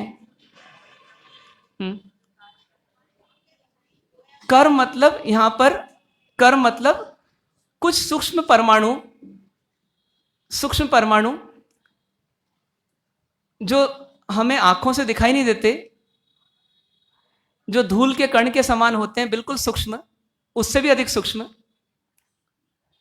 लेकिन जैसे ही हम भाव करते हैं और मन वचन काया एक्टिवेट होते हैं, बस वैसे ही वो क्या हो जाते हैं, वो कर्म आकर के पहले आते हैं और वो चिपक जाते हैं आत्मा से। जैसे दूध है और दूध में यदि चीनी डाली तो चीनी डलते से ही क्या हुई, हिलाने पर पूरी एक मेक हो गई, या दूध में पानी डाल दिया तो पानी एक मेक हो गया। उसी प्रकार से ये कर्म के परमाणु रहते तो डस्ट पार्टिकल की तरह ही हैं, लेकिन ये इतने सूक्ष्म रहते हैं कि हमको दिखते नहीं हैं, परमात्मा को दिखते हैं, और वो परमाणु आकर के किससे चिपक जाते हैं। तो इतने स्थान पर यदि आत्मा है तो वो आत्मा में आकर के कैसे मिल जाते हैं, कैसे एक में हो जाते हैं, ये दूध और पानी। तो इन कर्मों के आने को तो कहते हैं आश्रव, और कर्मों के चिपक जाने को क्या कहते हैं, बंध कहते हैं। लेकिन इनका कारण कौन बना, इनका कारण भाव बने। भावों का आना हुआ तो कर्मों का आना हुआ, और भावों का बने रह जाना हुआ तो कर्मों का ही बने रह जाना हुआ, मतलब चिपके रह जाना हो जाओ। तो इन दोनों को बाइफरकेट करते हुए ऐसा बोलते हैं कि भावों का आना भाव आश्रव और कर्मों का आना द्रव्य आश्रव, और भावों का चिपकना या बने रह जाना भावबंध, और कर्मों का चिपके रह जाना या कर्मों का चिपक जाना आत्मा से, ये क्या कहलाएगा? द्रव्य बंध। ये क्या कहलाएगा? द्रव्य बंध। तो यदि इस प्रोसेस को देखें अपन तो क्या हुआ? सबसे पहले कौन सा आश्रव हुआ? भाव आश्रव। उसके साथ कौन सा आश्रव हुआ? द्रव्य आश्रव। फिर क्या हुआ? भाव बंध। और उसके साथ क्या हुआ? द्रव्य बंध। ये जो भाव हुए तो भाव के कारण से कर्म आ गए, और इन कर्मों का फल क्या? इन कर्मों का फल फिर क्या? तो इन कर्मों का फल जो परिस्थितियां हमको मिलती वो है, मतलब जो हमको अच्छी बुरी परिस्थितियां मिलती है, ये सब किन का फल है? ये उन्हीं कर्मों का फल है। उन्हीं कर्मों का फल क्या हो गया कि अच्छी और बुरी परिस्थितियां। तो एक तरह से क्या हो गया कि हमारे भाव आते हैं, भावों से कर्म आते हैं, और कर्मों से फिर क्या मिलता है? परिस्थितियां मिलती हैं। इन परिस्थितियों को भी हम एक कर्म बोलते हैं, भावों को भी हम एक कर्म बोलते हैं, और कर्म को भी कर्म बोलते हैं। क्या क्या नाम होते हैं इसके? तो भावों का जो आना होता है या भावों का बनना होता है, उसे हम क्या बोलते हैं? भाव कर्म। उन्हें क्या बोलते हैं? भाव कर्म। और उसके कारण से कर्मों का जो आना होता है और कर्मों का चिपकना होता है, उसे हम कौन सा कर्म बोलते हैं? द्रव्य कर्म।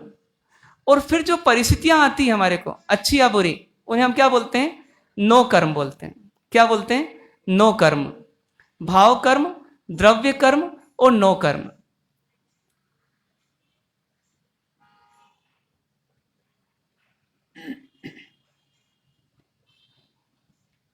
तो संसार में एक सिस्टम चल रहा है कि हमको हर समय कोई ना कोई परिस्थिति मिल रही है।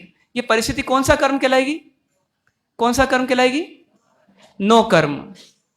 ये नो कर्म मिलने पर हमारे भीतर में क्या पैदा हो रहे हैं? भाव पैदा हो रहे हैं। वो क्या कहलाएंगे? भाव कर्म। और इन भाव कर्मों के कारण से हमारे कुछ आ रहे हैं कर्म परमाणु के रूप में। वो कौन से कर्म है? द्रव्य कर्म। 3 कर्म हमारे पिक्चर में आए। कौन कौन से? भाव कर्म, द्रव्य कर्म और नो कर्म। ठीक है। और जो भावों का आना हुआ उसे क्या बोलेंगे? आश्रव। और उसी समय किसका आना हुआ? कर्मों का आना हुआ, वो भी आश्रव। लेकिन दोनों आश्रव में क्या अंतर है? भावों का आना भाव आश्रव और कर्मों का आना द्रव्य आश्रव। फिर इसी के साथ भावों का बने रह जाना भाव बंध, और कर्मों का बने रह जाना, कर्मों का चिपक जाना, ये क्या कहलाएगा? द्रव्य बंध। तो जब जब भाव कर्म होते हैं तब तब द्रव्य कर्म का भी आश्रव बंध होता ही है। जब जब भाव कर्म का आश्रव बंद होगा तब तब द्रव्य कर्म का भी आश्रव बंद होगा। और यदि द्रव्य कर्म का आश्रव बंद हुआ तो उसका फल क्या मिलेगा हमारे को? फिर हमारे को परिस्थितियों की जेल में जाना ही पड़ेगा। हम परिस्थितियों से भाग नहीं सकते। किसी को सास अच्छी मिले, किसी को बुरी मिले, किसी को शरीर लूला मिले, किसी को लंगड़ा मिले, किसी को पति अच्छा मिले, किसी को पति खराब मिले, किसी को बच्चा आज्ञाकारी मिले, किसी को बच्चा आज्ञाकारी नहीं मिले, किसी को बुद्धि अधिक मिले, किसी को बुद्धि कम मिले। इसमें जीना ही पड़ेगा, इससे भाग नहीं सकते। और यदि किसी कारणवश भाग भी गए तो कर्म आगे पीछे आकर के आपका हिसाब चुकता करेगा ही करेगा। एक बार देखा था एक सीन भद्रावती में कि एक मेंढक को चील ने अपने मुंह में लिया और वो चील उड़ गई, और योग संयोग से उड़ते उड़ते वो उपाश्रय की छत पर पहुंची, और छत पर पहुंची तो वो चील के मुंह से क्या गिर गया? गिर गया। और वो आई तब तक तो उसकी सुरक्षा करने वाले आ गए, और जब सुरक्षा करने वाला आया तो चील भाग गई, और देखा तो मेंढक बच गया। मतलब चील के मुंह में जाकर के भी मेंढक क्या हो गया? बच गया। और कितनी ऊंचाई से गिरा होगा फिर भी बच गया, लेकिन लहू लुहान। तो सामने वाले को दया आ गई, जिसने देखा उसको दया आ गई, तो उसने कहा इसको ऐसी जगह रख दो कि कोई चील नहीं आ पाए। तो उसको छत में ही जहां पर छांव थी वहां पर रख दिया, और रखने के बाद वो अपने काम में लग गया। थोड़े समय के बाद वो अपनी सीढ़ियों से नीचे उतरा। दूसरी मंजिल पर वो था, छत पर ही था, वो कमरे में था और कमरे के सामने छत, और नीचे उतरा। और उतरने के बाद वो सीढ़ी उतर करके बाहर जा रहा है और उसका पाँव जैसे ही वो जो फर्श थी, जो ढीली ढाली फर्श थी, उसके ऊपर उसने रखने की कोशिश करी, इतने में उसको एक सांप दिखाई दिया। वो सांप कहाँ? उस फर्शी के आधा अंदर और आधा बाहर। तो उस लगा कि कौन है, तो वो इतना निर्भीक था, उसने उस सांप को खींचा।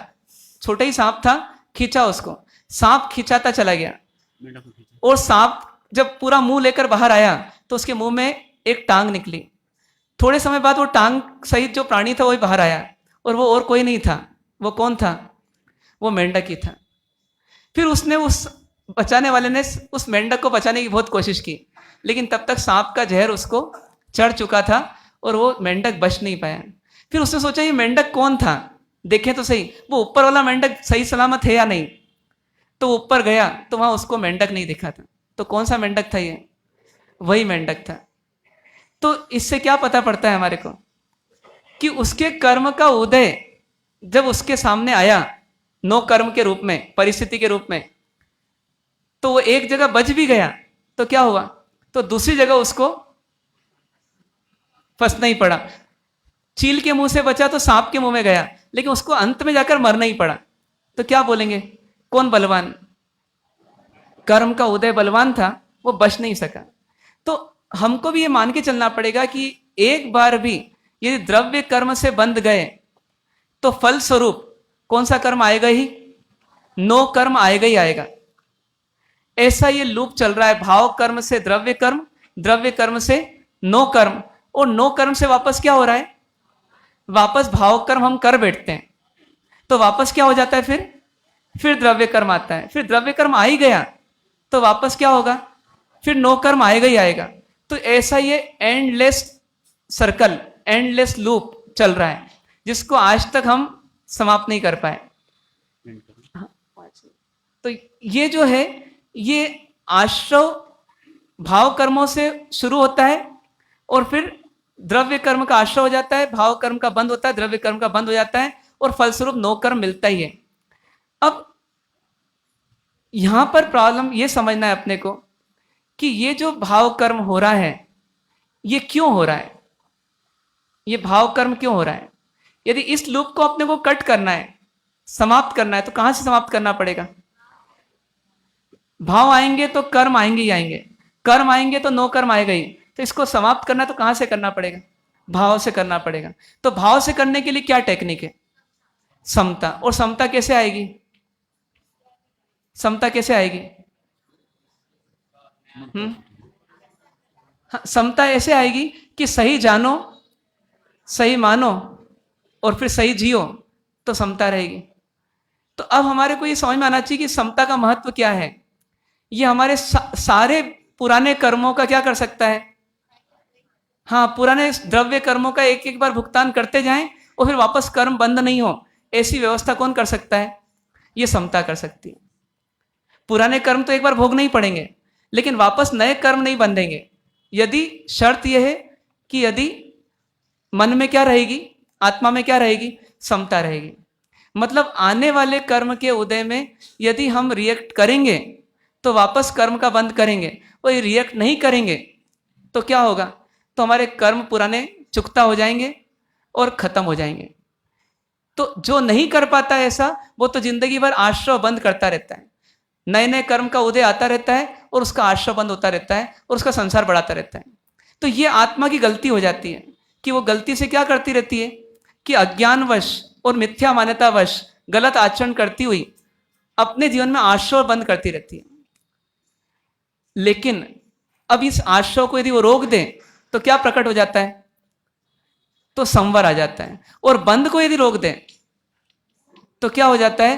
तो निर्जरा हो जाती है। संवर और निर्जरा क्या चीज है? तो संवर और निर्जरा ये चीज है कि नए कर्मों का आना रुकना, नए कर्मों का आना रुकना, उसका नाम क्या है? संवर। और उसके लिए शर्त क्या है? नए भावों का आना रुकना। नए भावों का आना रुकना, ये भाव संवर, नए कर्मों का आना रुकना, ये द्रव्य संवर। तो जिसको आश्रो हे लगता है, जिसको आश्रो हे लगता है, वो क्या करता है, किसकी ओर मुड़ जाता है, संवर की ओर मुड़ जाता है। तो संवर करते हुए क्या करता है, वो नए भावों का आना रोक देता है, नई रिएक्शन नहीं करता, नए राग द्वेष नहीं करता, जो कर लिए सो कर लिए, और साथ में नए कर्मों का बंध भी नहीं करता है। इसलिए उसका क्या हो जाता है, द्रव्य संवर भी होता है और भाव संवर भी होता है। क्लियर है ये? और इसके साथ साथ जो बंध होता है उसका अपोजिट निर्जरा। तो नए कर्मों का बंध रोक दिया, नए भावों को अब नहीं लाए और नहीं रखा, तो क्या होता है, पुराने कर्म अपने समय पर आते हैं और वो क्या हो जाते हैं, हट जाते हैं। और साथ में समता का जितना अभ्यास करते हैं तो पुराने संस्कार भी भावों में जो है राग द्वेष के, वो भी क्या होते हैं, वो भी कम होते चले जाते हैं। इसी का नाम क्या बन जाता है, इसी का नाम निर्जरा बन जाता है। तो एक तरह से ये जो आश्रव बंध और दूसरा आश्रव संवर और दूसरा बंध निर्जरा, ये क्या चीज हो गई, तो नए भाव और नए कर्मों का आना ये तो आश्रव हो गया, और नए भाव और नए आश्रवों का, नए कर्मों का रुकना ये संवर हो गया। इसी प्रकार नए भावों का ठहर जाना, भावों का ठहर जाना या कर्मों का चिपक जाना ये तो हो गया बंध, और पुराने भावों का निकल जाना और पुराने कर्मों का भी क्या हो जाना, फल देकर के खिड़ जाना, वापस बंद नहीं होना, इसी का नाम क्या है, निर्जरा।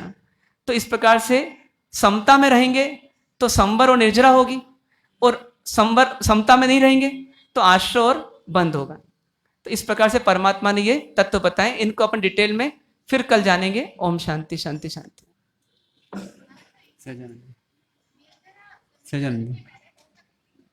निर्जरा सम्यक दर्शन के पहले निर्जरा होती है, लेकिन उसे अकाम निर्जरा बोलते हैं। मतलब उसमें पुराने कर्मों का तो निर्जरा हो जाती है, लेकिन वापस नए कर्मों का बंध हो जाता है, तो इसलिए वो वास्तव में निर्जरा कहलाते हुए भी निर्जरा वास्तव में है नहीं, सम्यक दर्शन की बात ही होती है। सहजानंदी शुद्ध स्वरूपी हूँ अविनाशी आत्म स्वरूपी, देह मरे छे હું નથી મરતો, હું અવિનાશી આત્મ સ્વરૂપી, સહજાનંદી શુદ્ધ સ્વરૂપી, હું અવિનાશી આત્મ સ્વરૂપી, દેહ મરે છે હું નથી મરતો, હું અવિનાશી આત્મ સ્વરૂપી, સહજાનંદી શુદ્ધ સ્વરૂપી, હું અવિનાશી આત્મ સ્વરૂપી, દેહ મરે છે હું નથી મરતો, હું અવિનાશી आत्म स्वरूपी। होमवर्क एक सामायिक रात को करने का प्रयत्न करें। उसमें ये मान के चलें कि 1 घंटे के लिए मेरा कोई संबंध नहीं है और कोई रोल नहीं है। 1 घंटे के लिए मेरा किसी से कोई संबंध भी नहीं है। जैसे बच्चा पैदा होता है ऐसे पैदा हुई हूँ, और मेरा कोई रोल नहीं है, कोई पहचान नहीं है, जान नहीं है, पहचान नहीं किसी से भी, और कोई संबंध भी नहीं किसी भी, और न मेरा कोई रोल है। तो मैं कैसे जीऊँ? बिल्कुल शांति से जीऊँ।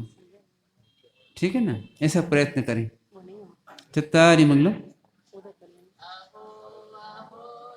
सीधे सीधे सीधे सीधे इच्छा में खाऊं।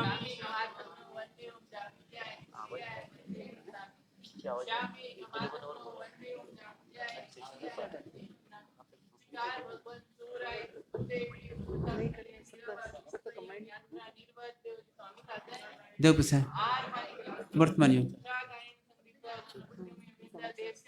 खामे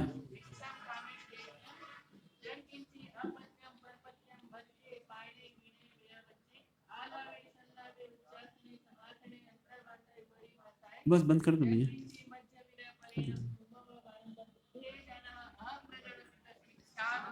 धर्मलाभ